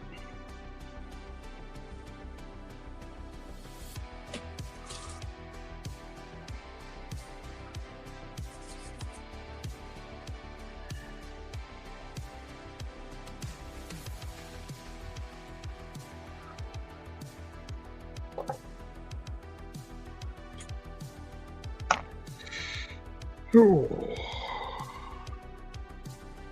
got the, well, do it in stage. You got to do it in stages with the foot. Use the green stuff to build up like a base where I can put the epoxy sculpt over.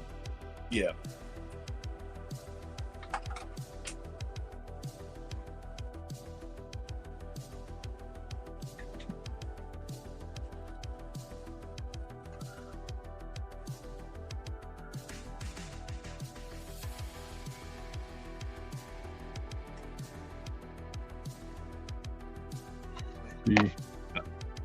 The epoxy sculpt takes the texture stamps better. You can use the texture stamps on the green stuff, but it's not as crisp.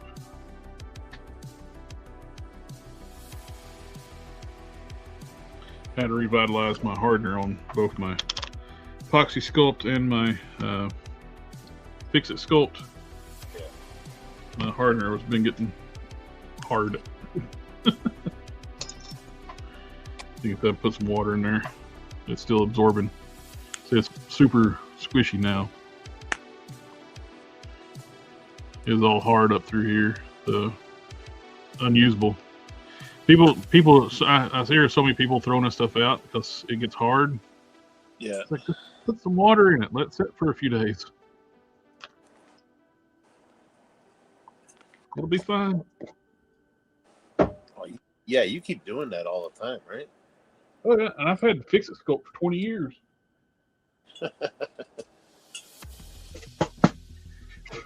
Well, you know those customs I made for you back in the day? I bought this to make them. Yeah. Yeah, they still hold up. See, this stuff was like rock hard. Or not rock hard, but getting there. Now it's like super soft and squishy. It's got the discoloring, but they don't hurt anything with the mixing it together. It's still absorbing the moisture in it. There's still some water in there. But how nice and soft it is now. Yeah. I've used this tub for almost 20 years. Wow. Well, yeah, it's been about that.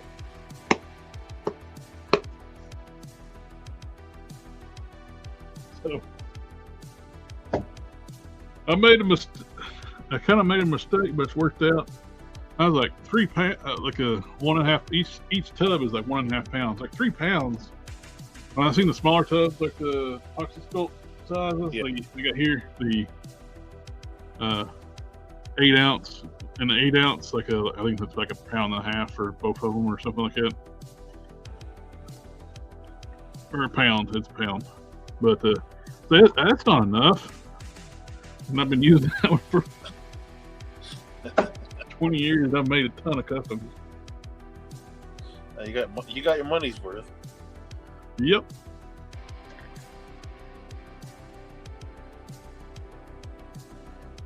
Both of these have a Fixit Sculpt in it.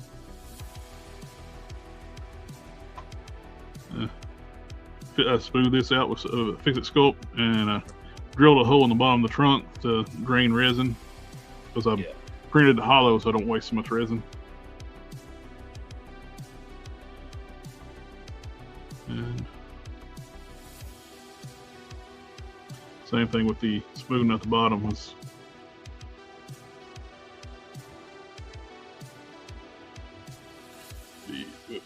this one.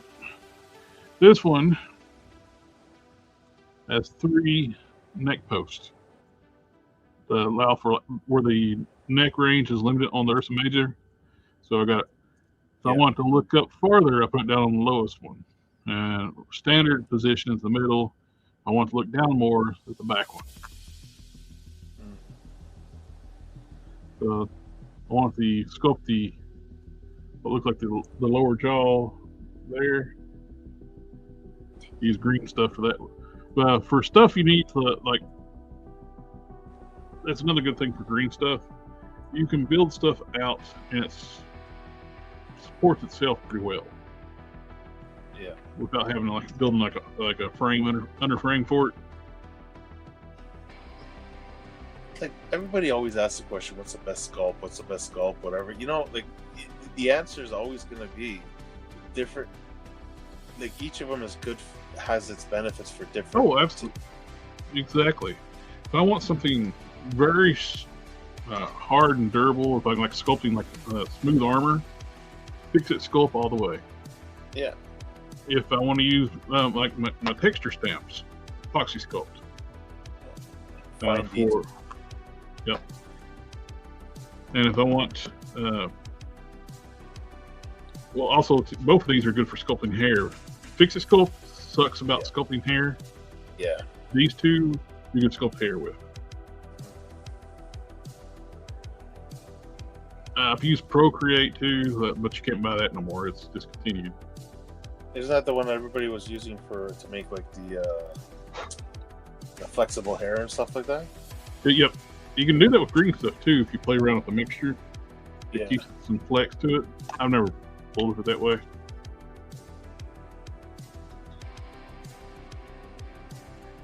So I bought another Dark Star or Dawn Star, whatever her name is, so I can have an extra torso for fitting the head. She's cheap, so mainly want this just so I can do test fittings. Yeah. Because I don't want to keep getting. So you Dremel out the head, fit it, and you get Dremel dust all over your nice painted figure. Yeah. Get on this, I don't really care.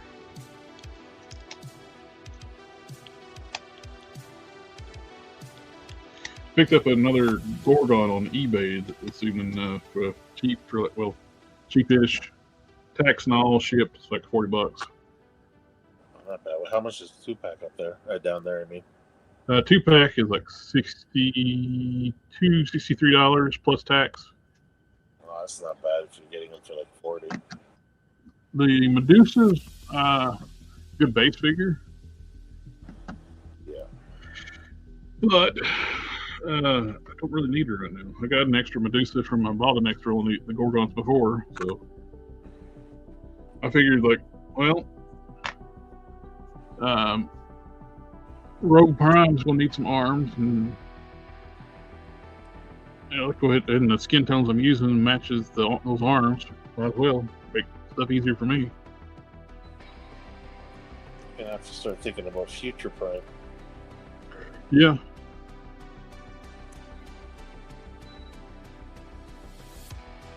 That's a little more. The look is a little more sleek, though. It doesn't really have the armor that sticks out, right? Yeah, I think he would be a little sleeker, more like the thinner armor, like I was doing with the Rogue Prime, where it's thinner. Yeah. Like the form fitting.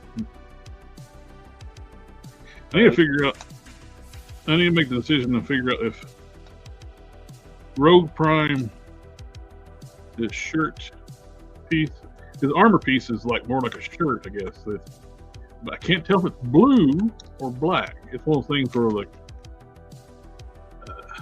it could be either one. Yeah, well, you know how they used to use glue to make the black look better on paper. Yep, use blue Yeah, for like highlights. Yeah. I guess what best thing for you to do is if you wanted to make it black, just like what you did with your Ghost Rider jacket, just highlight it in blue. Give it the blue drive. That might be a little tougher though. With it's smooth. It's smooth, so it don't really have. Yeah, no, it's right texture. So. Yeah, at this point here, you're custom. You choose what color you want. What color you think would look better? Now I think either or would look better, but I can understand through the blue being blue. Yeah. With because his next form is red and blue. Yeah, like a darker blue. Yeah, I could see that. Maybe like, I know it's smooth, but you could probably put a black wash somewhere in there, right?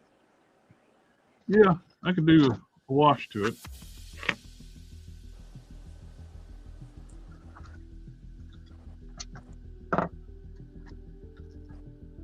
Where is my... Good thing about Rogue and Futures, you don't have to worry about capes for either of them, right? Exactly. I was playing around with putting magnets in around the body for real metal chain. Yeah. That's the best way to go. That way the chain hits naturally, it still sticks. Yep.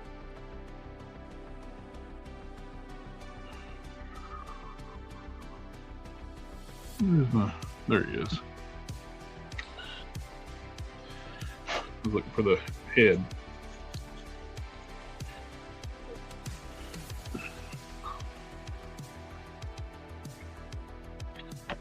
Yeah, the black winter hair is perfect.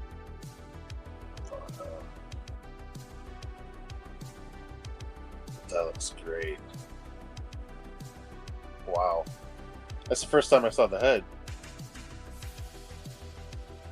I started using like the Warpath hair, just where it's long, but I wasn't real happy with it because it wasn't real like wind swept like most time it was. Oh, this looks perfect. I've seen somebody using the black winter hair on something else. I forget what it was, and I was like, "That's perfect." I could see that using that hair for like maybe even Sentry. Oh yeah. I need to tighten up the socket a little bit because the hair is so heavy. I think it might need lowering.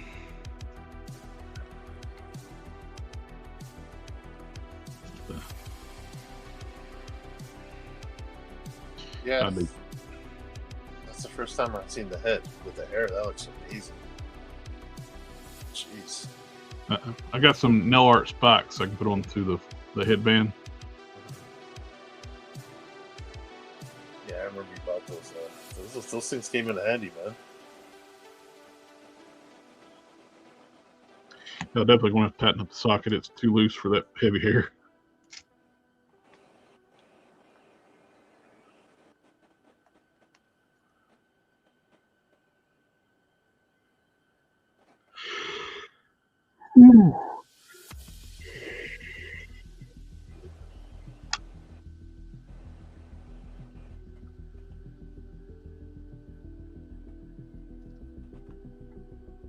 Still got to dribble down the neck on that.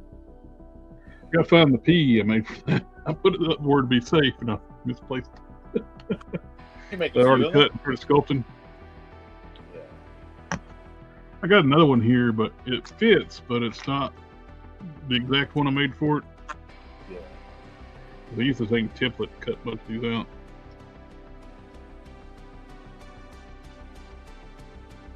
It don't fit perfectly because it's not the exact one.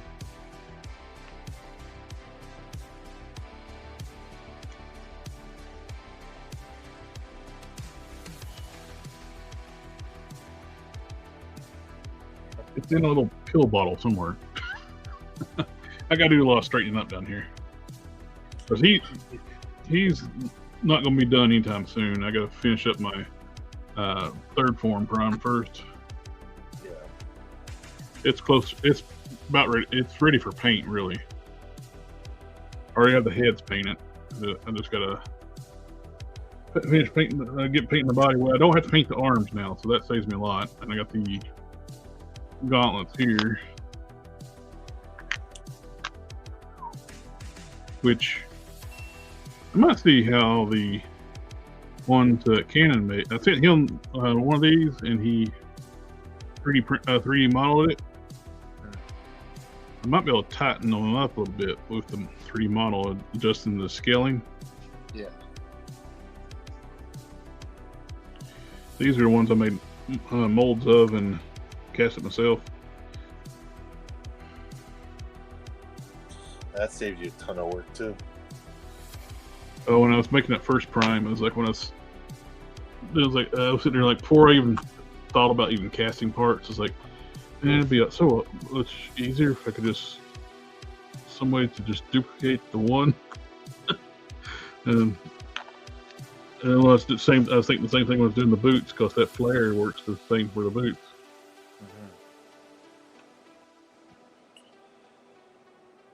Which actually I did with the second third form prime I did.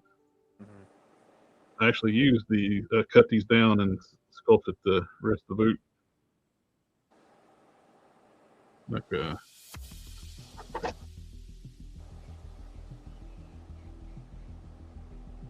put that like there.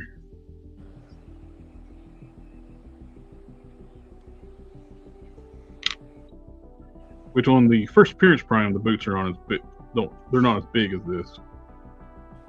And they're a little more form fitting, so I can actually a little easier to do. I think I can still work with that 3D print, 3D model, and squat them down, scale them where they fit around that thigh. The calf, and sculpt the wrist.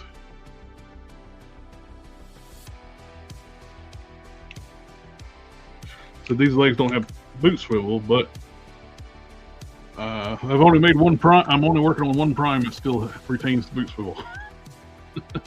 All the other ones I eliminated them because it was just too hard to do back when I first started doing it. Because the only reason I was able to do these is because I made a mold of the legs of one I already did.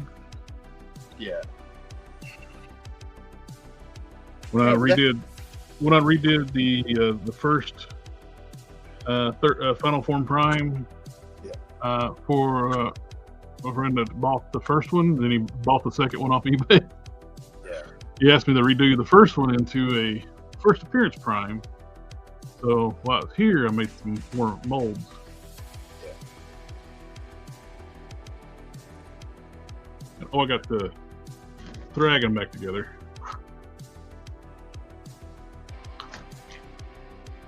Oh. He's back together now. I set the head and the feet to Canon to scan, and I use the UV, like the Model Master, not Model Masters, the Hobby, Mr. Hobby UV dual coat. Yeah. And the spray he uses to like get the scan better, that dissipates on its own. Didn't do that fully on the super dull coat. That's really flat. Yeah. Which I wasn't crazy about that finish either. So I was able to clean it up and hit it with my automotive clear coat. Yeah. Then hit it with my regular Mr. Hobby matte, not the UV, and it gets this nice satiny look to it. This guy's the what were you gonna say, the outcome of two evil geniuses. Oh yeah. I did end up gluing the belt while I was putting them together. It's like I made the belt just a touch too big. Yeah. It fit fine, but it was like kept popping loose. So I put a couple drops of glue on the back. So now it stays. That was just enough so it don't pop off, go right up or whatever. But I like it. I'm glad you suggested that. You had to. You got a character who was Bruton. Well, he had the. It worked out too, just the evolution of the story I kept writing. The original idea for Bruton was he was basically kind of almost like a Weapon X program type thing, but now he's part of an alien race. Yeah. So there's more than one. And I like the idea of Dragon being like a war beast from Invincible. Yeah, kind of like Battle Beast, yeah. Yeah, Battle Beast. So that'll be the new head. This is basically 2.0 head, and this is 3.0. Yeah.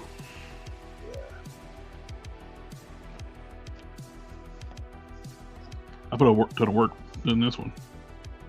Oh yeah, I know. Compared to the original, the 1.0. Yeah. What I did with this one was it was similarly done with that one, where I took parts of those generate heads and kept what I liked, chopped them up, printed them out, chopped them up, scaled down the original head, cut the trunk off of it, and put that trunk on here. And I think I swapped out the tusk with another version too. Maybe. Cut completely the back of the head off and resculpted it. I made molds off of the Hulk head. 80th anniversary, right? Actually, this Jane? one. Oh, okay, yeah. Outback. It's either 80th anniversary. Well, either way, I didn't use a whole lot what I made a mold off of, whichever one I used. Then I used a texture stamp. It may be 80th anniversary head. Getting old, I can't remember what I did. You did a lot of work. That's all that you can guarantee. Yeah. Oh. Yeah, I don't remember. I remember you telling me. That's why I can't remember if it's the 80th or the Outback. It may have been the Outback, actually.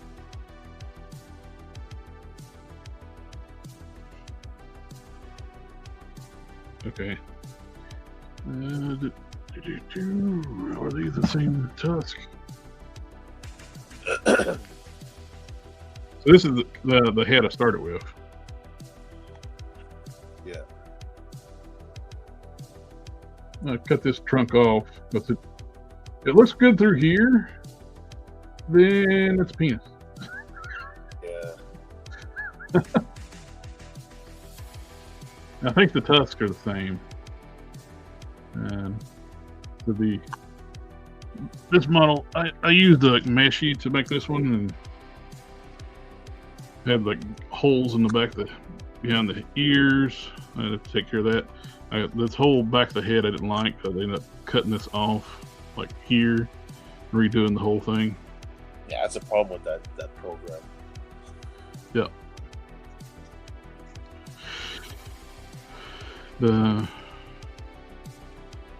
The hit 'em does better, I think. That's where I got this started from, then Canon did a lot of fixes on it, made it much better. It was uneven, so he cut it in half, mirrored it over, connected it. He made all new tusk for it. Then he had like a fixed the trunk when he mirrored it over where it was uneven. It made the trunk way too wide. Yeah. It was shorter too, so he tapered it down, lengthened it up, new tusk, and it's symmetrical now too.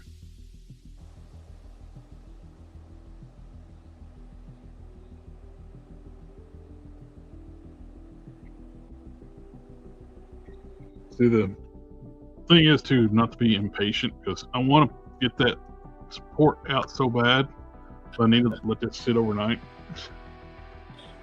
Or start messing with the paint stuff. Control the OCD. Yes. That's one of the things you need to learn too when you're customizing is know when to stop. Yeah. You keep messing with something other, and you'll run it. You start chasing stuff. Yeah. Happened way too many times.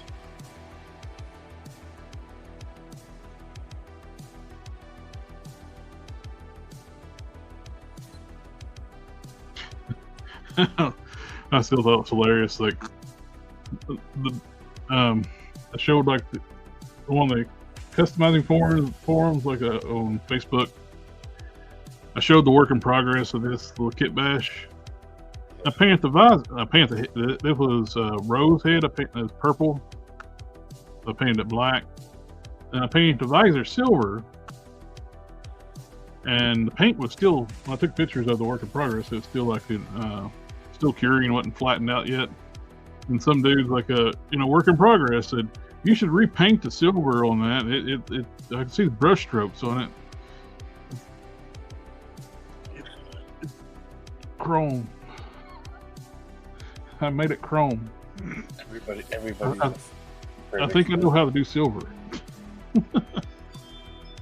I need to swap out the swords though. These gold swords just terrible.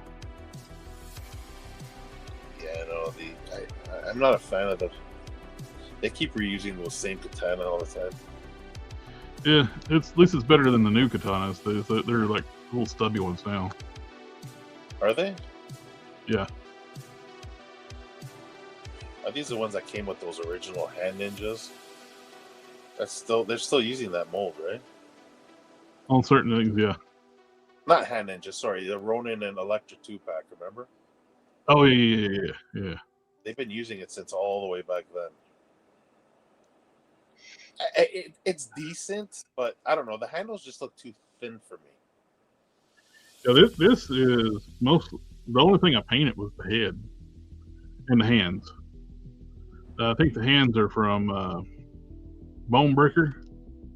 Yeah. I bought those Vulcans for while they were on clearance, so I had a bunch of those Bone Breaker torsos. Yeah. And they're the vertically hinged hands, so. Yeah. But the Black Panther body, legs are from Safari Jacket, Wonder Man. The arms are from the Bucky Cap, the new one. And the boots are from the Hank Pym body. Wow. That's a... Which, very expensive kit bash, but I had all those parts laying around from previous projects. Oh yeah, well, it's not like... the Bucky Caps I got for $10. Oh yeah, they were at Ollie's. Ollie's, yeah. So the arms were cheap, but and Paladin. Well, I had these holsters left over from Paladin from when I made those Scroll Troopers. Mm-hmm. When people are like, I love the fact that when they did the Troop Builders on Hasbro Pulse for the scrolls, They're like, how many? I can't wait to see how many people build armories. It's like 5. You put a limit of 5. Yeah, exactly. But at least they came with 2 heads and extra weapons. So I bought a bunch of paladins cheap. Well, 5. Because you get 5 figures and 2 heads, so you get 10. So I got doubled up my army because they're the same color, pretty much. Yeah.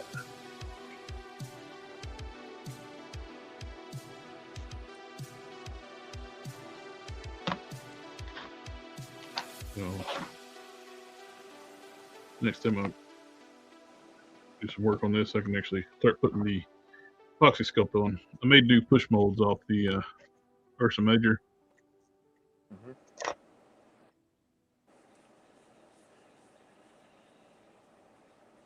Great, that's a really good resource for buying an extra one. I can make push molds off the fur texture. As well, man. Save yourself some work. I'm thinking about. So I got a bigger soldier.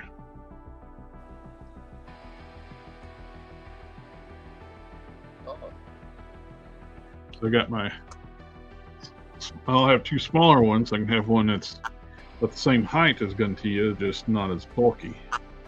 Well, they're not all going to look identical, right? Exactly. That's what I was thinking. It's like I got an extra Balrog I got from Canon when he's selling some figures a while back. I could turn this.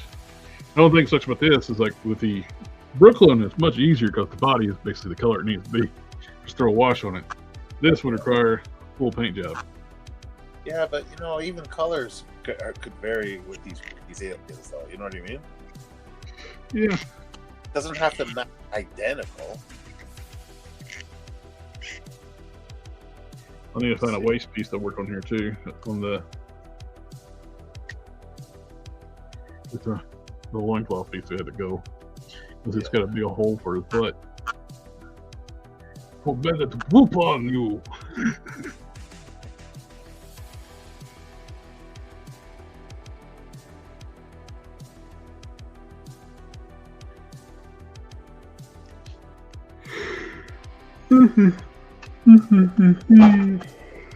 All right, but do what now? I was gonna say, the way I look at it with these guys here is, think about the tundras, right? Like, I mean, a lot of them are gonna have different colored fur, right? You're gonna have gray, brown, black, right? So even with these guys here, like, the difference in the skin tone would actually look pretty cool too. Like, they're not all gonna look identical. Oh, they're shapeshifters too, so. Yeah, exactly. They're an infiltration race. And the people they take over too, because I guess it varies with the shape of the people, right? Oh yeah, they basically consume their victims, and they can when they do that, they they gain their short-term memories and their Appearance. DNA appearance. They can sample the DNA to transform into them. Yeah.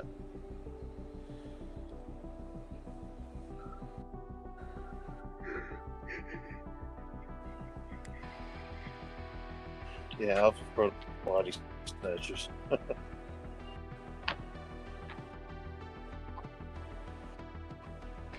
You are what you eat, right? Yep. Huh. Oh boy. Where'd the weekend go? Now that you got me pondering. I tend to do that a lot, eh? Yeah. What are you thinking of? You're talking about variation in colors. I have 2 gray Goliaths, like the video game version. Yeah. I don't have to use the blue one. Balrog. Right. What Well, let's see how this looks. You said color variations. That's print. I got this printed in gray. It's tough resin. I mixed white and black tough resin together. Put the mahogany wash on this head. See what it looks like. Just do the brown wash over the gray body. There you go. Let's see what that looks like.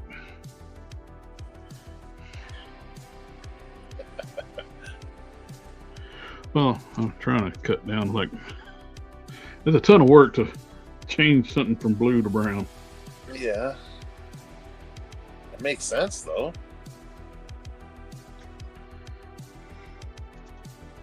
It can be brown, but a different shade of brown, right? Yeah. I like that idea, because you know, you don't want to see everything looking the same. Let's sit that for a second and I'll be right back. Sure.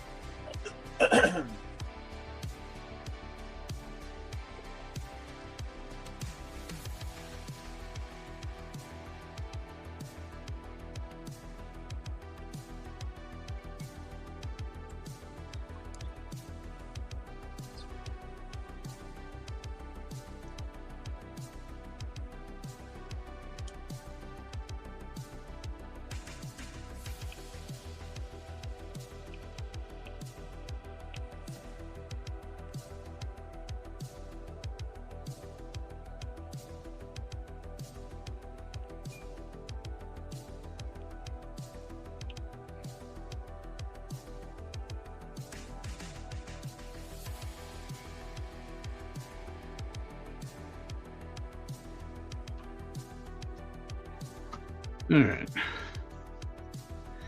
Grab my third form prime torso I've been working on. This one is a ton of work on this one. Smooth it out. I need to mask it off before I can do. I'm gonna start doing the paint in the armor. I'm gonna do mask it off and paint it base coat black, then do the gold. Yeah. Work off the black. And I'll hand paint the skin tone.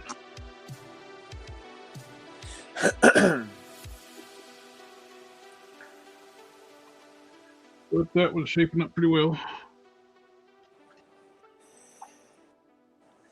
Now, let's see how this looks.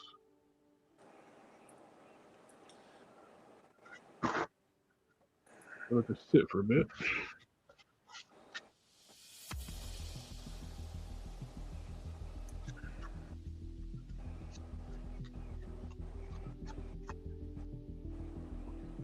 We won't know totally what it looks like until it dries.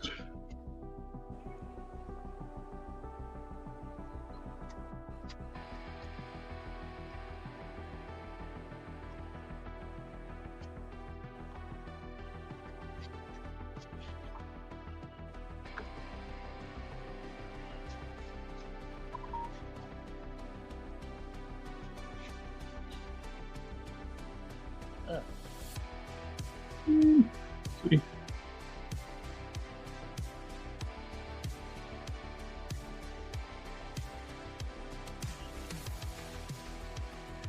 I think dry brush over top of that too after it dries a little bit. We'll see. Maybe. Won't hurt if I need to paint over the top of it either. So. I brought me something to drink down before when I came down. I forgot about it. It was kind of sitting over on the table over there. Maybe some lemonade.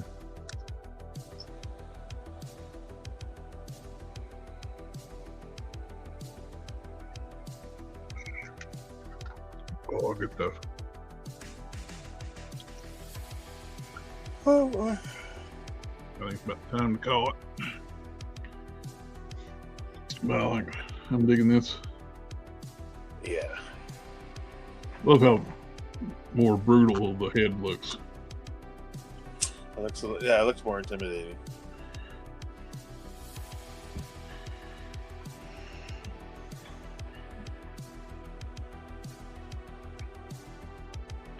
Okay. My OCD impatience has got the better of me. You had to pick it up, didn't you?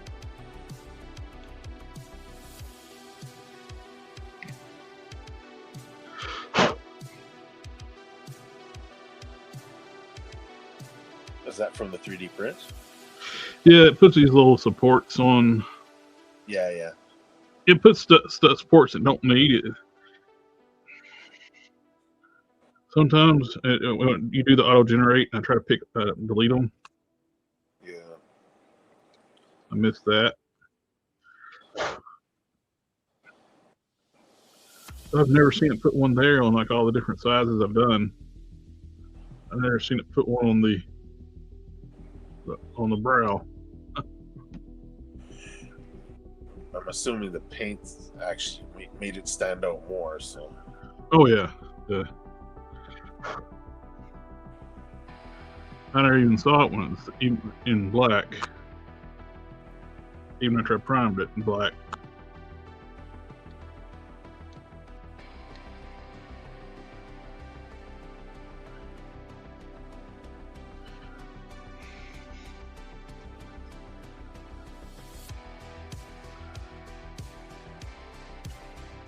No.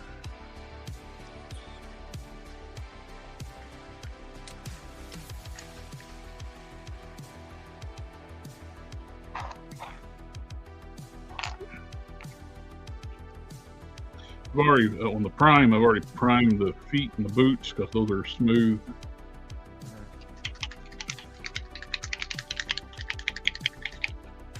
They're ready for gold paint.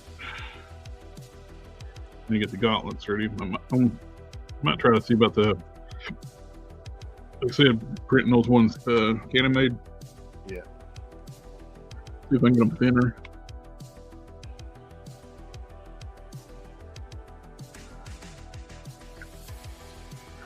You got it out then? Yeah. It's just amazing how different the color is wet versus dry. I know. It's night and day.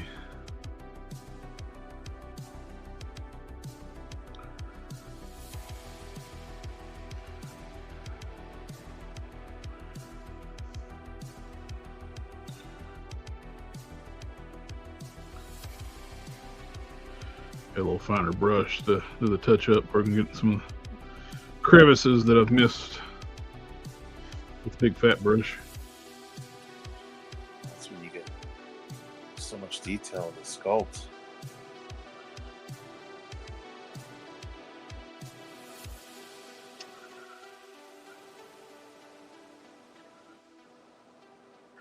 Like right there is the freaking support. Trying to find them in the hair is hard. Yeah.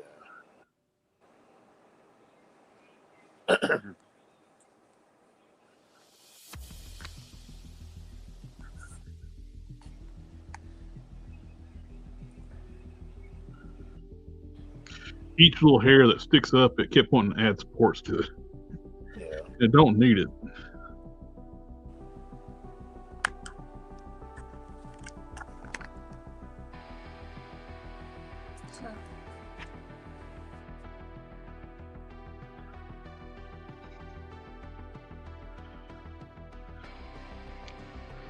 And at least with this one, it should be a little easier to paint the eyes. It's a bigger sculpt, bigger print. Yeah.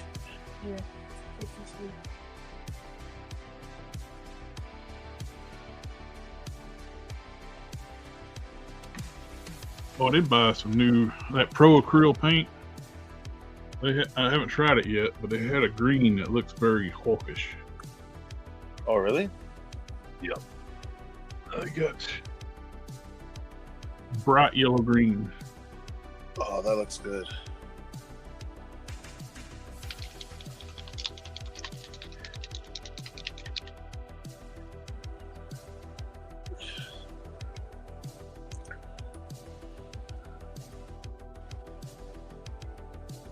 It looks about like that green I used when I did the original Smart Hulk. It looks almost like that Sublime green from Testers. I like that.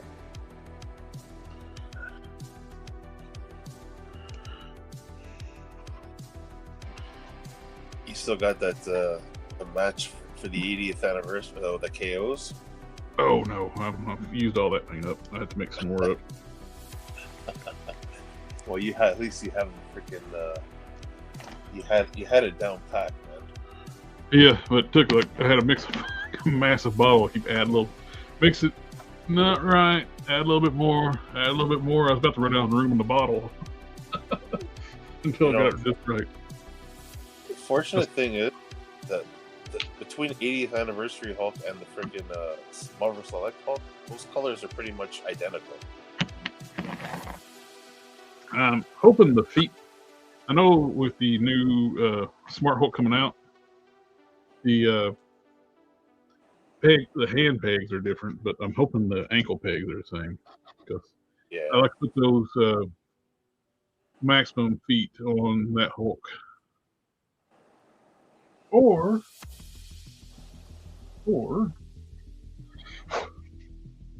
no, he's got short pants. Oh shit! I was gonna say put some shoes on him, dragging up feet.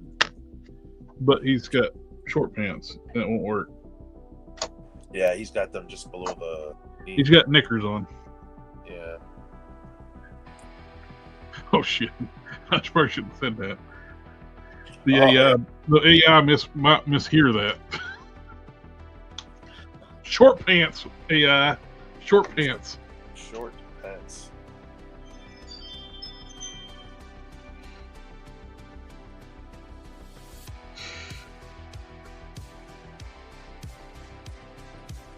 Yeah, I'm gonna have two of those. I got two of those already up on order. So. Ooh, nice. Metaluna's doing a Swordmaster. Oh, that looks good. Looks good, Jeff.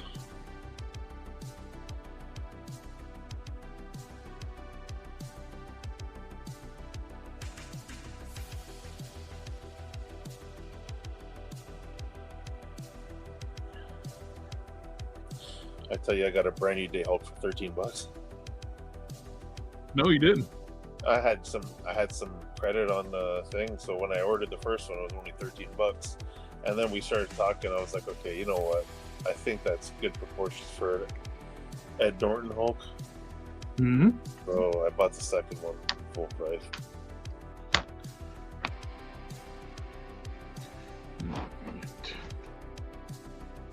Yeah, this looks terrible with the multi-step process. Like it will look like this.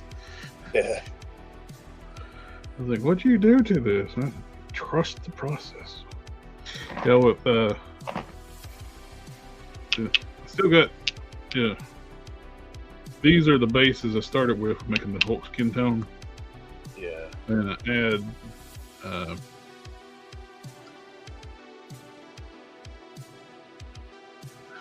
I mix into it. I mixed yellow, mix these two together, some yellow, some white, little dab of black, and keep mixing and mix until I get just right.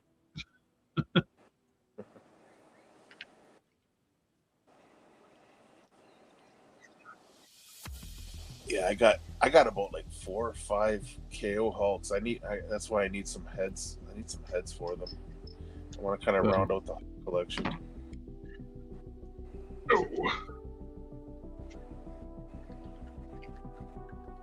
Oh crap! That's about like tester's paint stuck. Oh, I got it. Okay, I'm very low on both of these colors, but I might have enough to mix up a batch.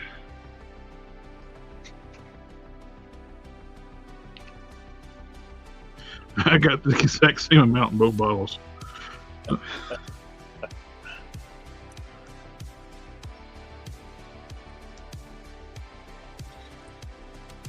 I like Tamiya paint, but you don't have a lot of color selection. Yeah. This is acrylic too, so.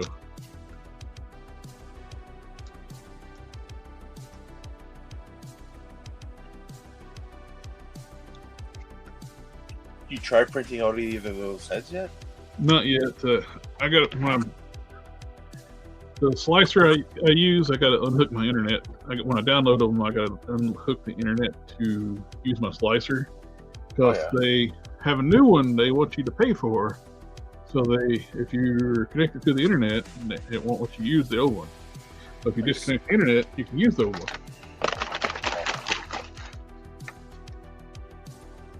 Neat little trick, though.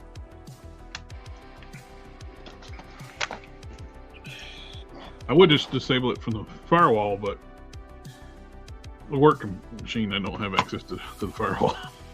Yeah.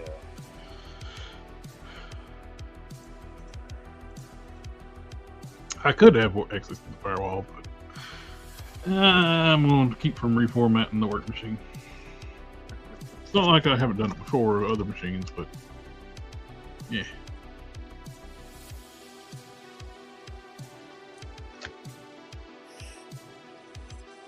All right, my friend. I think I'm going to have to call it a night. Yeah, same here. I'm working on aside with I did have that like Electric Express Reviews channel. Yeah. I got tired of having like 4 channels, so I gave that one to my friend Shelby, and he uses it for streaming now. So the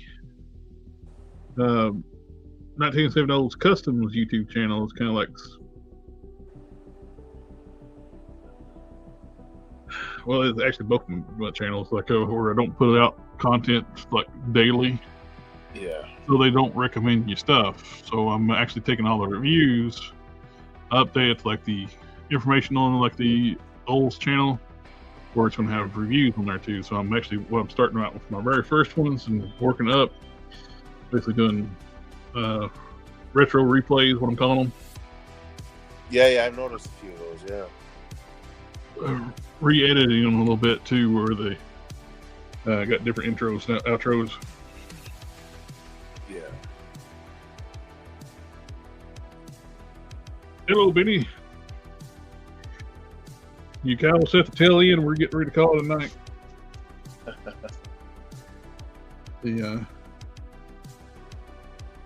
I still like my original OG Bruton and Dragon. It was like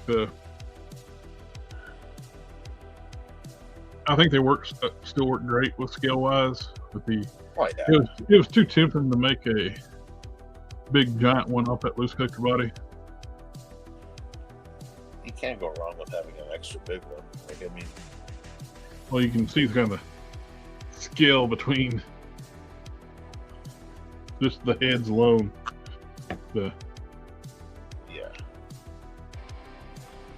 Marvel Select does. Marvel Legends does. But see, this is what I'm saying though. Even like when you got characters like the Hulk, you have Marvel Select versions and you have Marvel Legends versions. You know what? They both work. Oh yeah.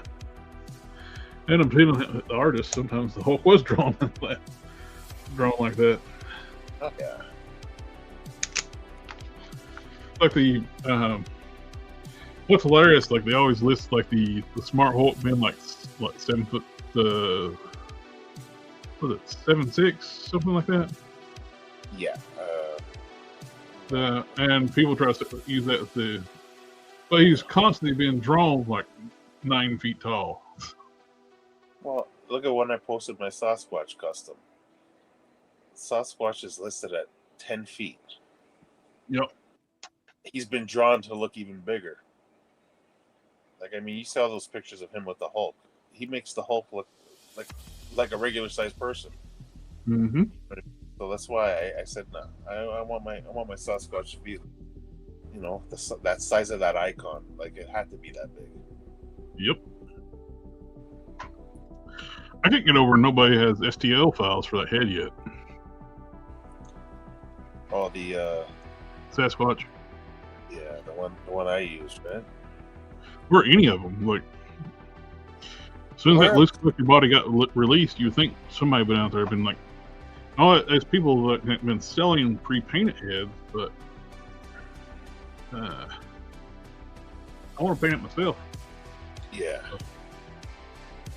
The ones that's pre-painted, I can paint better. Yeah, no kidding. I like to, if I can get the same head I have now on mine, if I can get another one, I would be tempted to buy that loose collector body. What am I? It thinks he lost a file. Yeah, I know. Because he wouldn't have had a problem sending it over. He's not like that. Yeah. You know, he like I said, he did it for me as a favor. Mm-hmm. Like, yeah, I totally didn't expect that. When I messaged him, I was like, oh, jeez, he lost the file.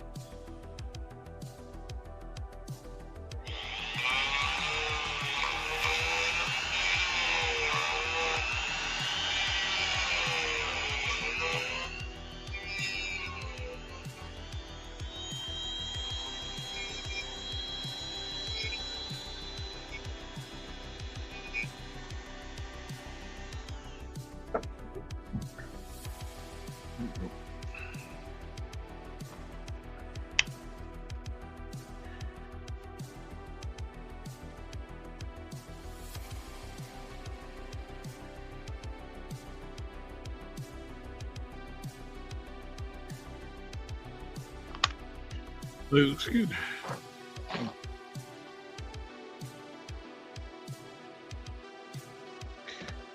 Now, just get these. The rest of the body's done. I just get the feet and the head painted up, and the loose collector one's done. Then I just go finish painting up the one over here for the OG. I'm gonna do like a group video for like my heroes and villains. Yeah. One for the heroes, one for the villains. Oh, that'd be cool. I think group videos do better than just in like showcasing one single video character now. Yeah. Because my lore videos did not now the shorts did great, but the actual full length like breakdown video like showcase, yeah, they did horrible. Really? Yeah. Huh. YouTube's weird. I mean, like the shorts did like you don't get no. You don't get paid much for shorts either, but I don't really care about that part. I want eyes on my content because these are characters that can be part of a comic book universe and hopefully eventually figures. Yeah. Fingers crossed. And crazy concept. My heroes are actually good people. Yeah, I know. They're not focused on trying to get in each other's pants.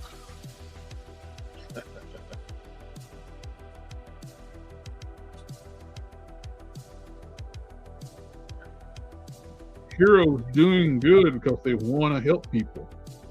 What a concept. Fancy that, eh? Yep. Yeah, both versions, version 2 and 3 lore figures. The full showcase. Version 2 got 269 views. Version 3 only got 251. Oh, wow. Now the shorts another matter, which they're not as detailed videos, you can only be up to 3 minutes long. The shorts got, for version 2, got 7,300 views. Version 3 got 2,700, which I don't know why 3 got so much less.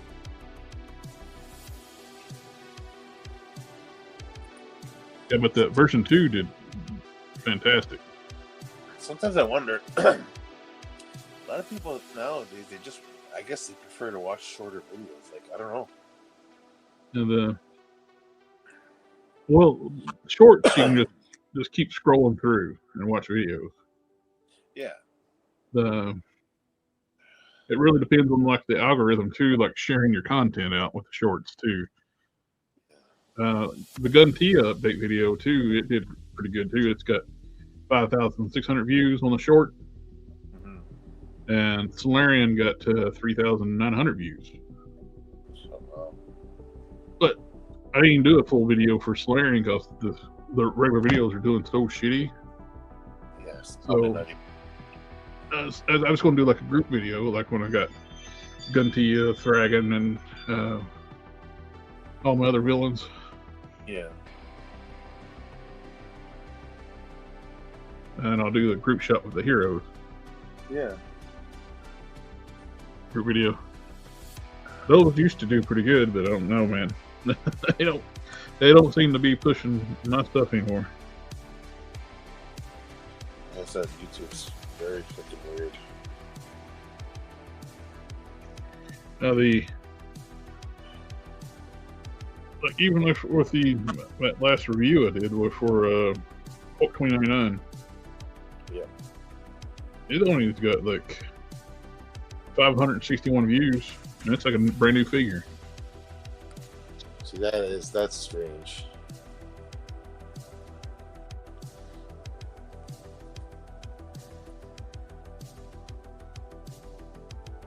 But, I like more stuff.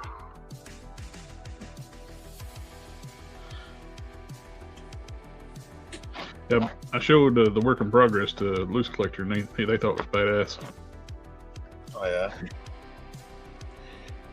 Show it with the head mount, the head mounted onto the body.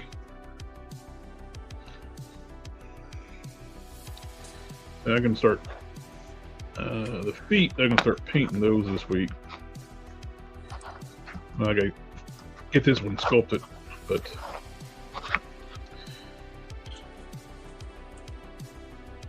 I was wanting to let the green stuff cure a little more because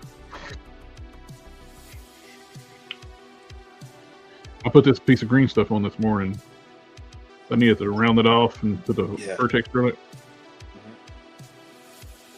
I had to do a gap right here. I want to fill it in with the green stuff and have it round it down with the fur sculpt continue. Yeah. So I like it. It would be nice if I could have had like the foot more blunt, like an elephant foot. Yeah. But work with what I got with the base foot. That looks good. It's like it's kind of hard to turn that into a short, stubby foot like this one. I guess just the general shape of the base of the foot. It is possible. And they are like more humanoid too, so they're Exactly. like somebody mentioned, like thinking the head should be bigger. That's the mammoth, but they're more like it's more like a Hulk-based character. So It's your character. You know exactly what you wanted, what you were thinking when you designed it. So. well, the OG design was more mammoth style head. Back when I originally drew it in high school. Yeah.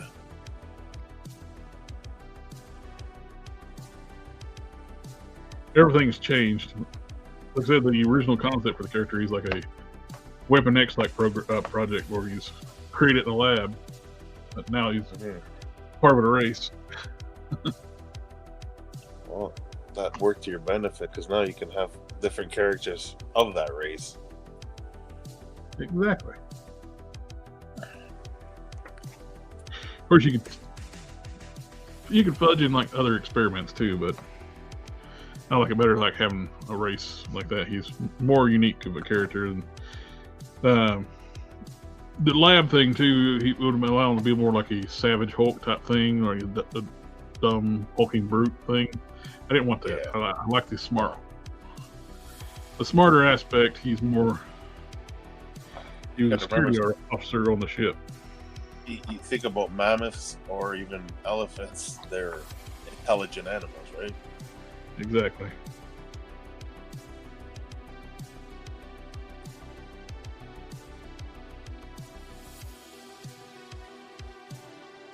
Plus, you got to remember them too.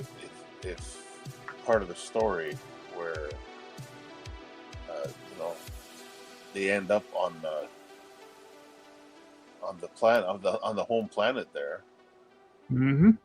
right? Like, I mean, they end up building their own base on Bruton's planet. Tundra, right? Well, that's how they Lore and Bruton meet for the first time. On the survivor of Lore's homeworld, actually, like the refugees went to Tundra to build a base there. Exactly. So if it's remote they did it for like security remote, and it's like most species can't survive that planet because the high gravity and the harsh environment. Yeah, and Lore's species, like, I mean, his people can adapt to anything, so it makes sense. And their homeworld, the heavy gravity world, so is Bruton's. Yeah, you wouldn't be able to have any of that if he was created in a lab, right? So exactly, and one of the I also worked it out too, like with the I got one here, the belts for the Darien suits. Yeah, it's a gravity field emitter. It'll help protect people for different environments like that. So even though people that can't handle a heavy gravity world, the technology can. Exactly.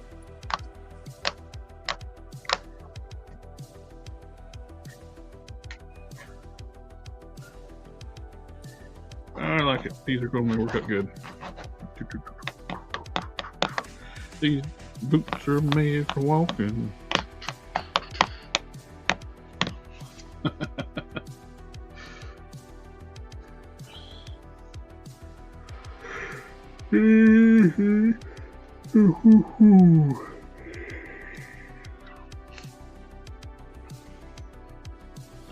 I could, since this is just primer, I could try to make a mold off this.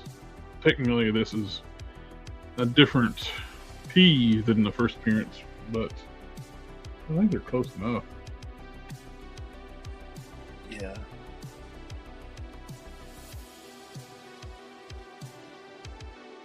This one's got more like a sharp edge down here and a cut through there than down. This one's got a more of a softer curve up this way to the point. But I worry about hurting paint on this with the hot blue stuff. Yeah. So if I made a mold off this, plus it's got the nipples. First time sculpting nipples on a figure.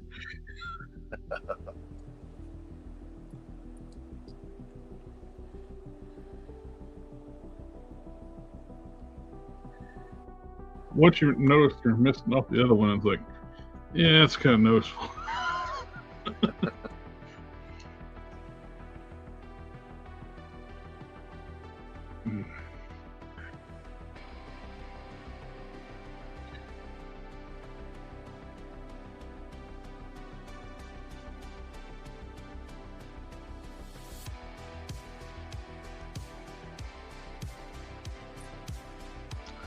You know, I did a little different too with the magnets too. before I was drilling a hole up top and inserting the magnets there, then sculpting over top of it. Yeah. And I was like, realized, why am I doing that? When I can just cut out the inside and put the magnets in this way. Yeah. Yeah. Let's see. There, right there.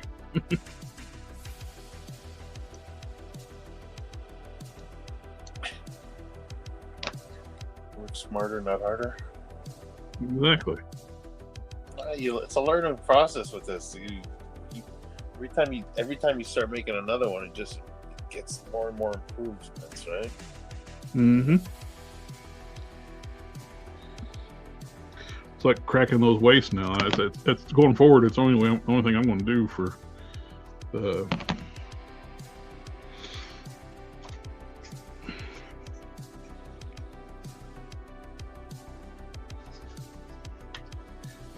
sculpting and prepping. So I've been taking knives and like going around like the hips and cutting around and all that. I was like, if I could just crack the waist and make it a lot easier, then just fill the hole in the bottom. All right, that's enough. I need to go to bed. Yeah, I kind of extended the stream today by showing up. So Hey, that's all right, brother. Everybody in the chat, thank you for coming in, hang out with us tonight. And always, everybody who's new to the channel, like always feel free to ask questions. I'll try to answer the best I can. And we'll catch y'all on the next one. take care, guys.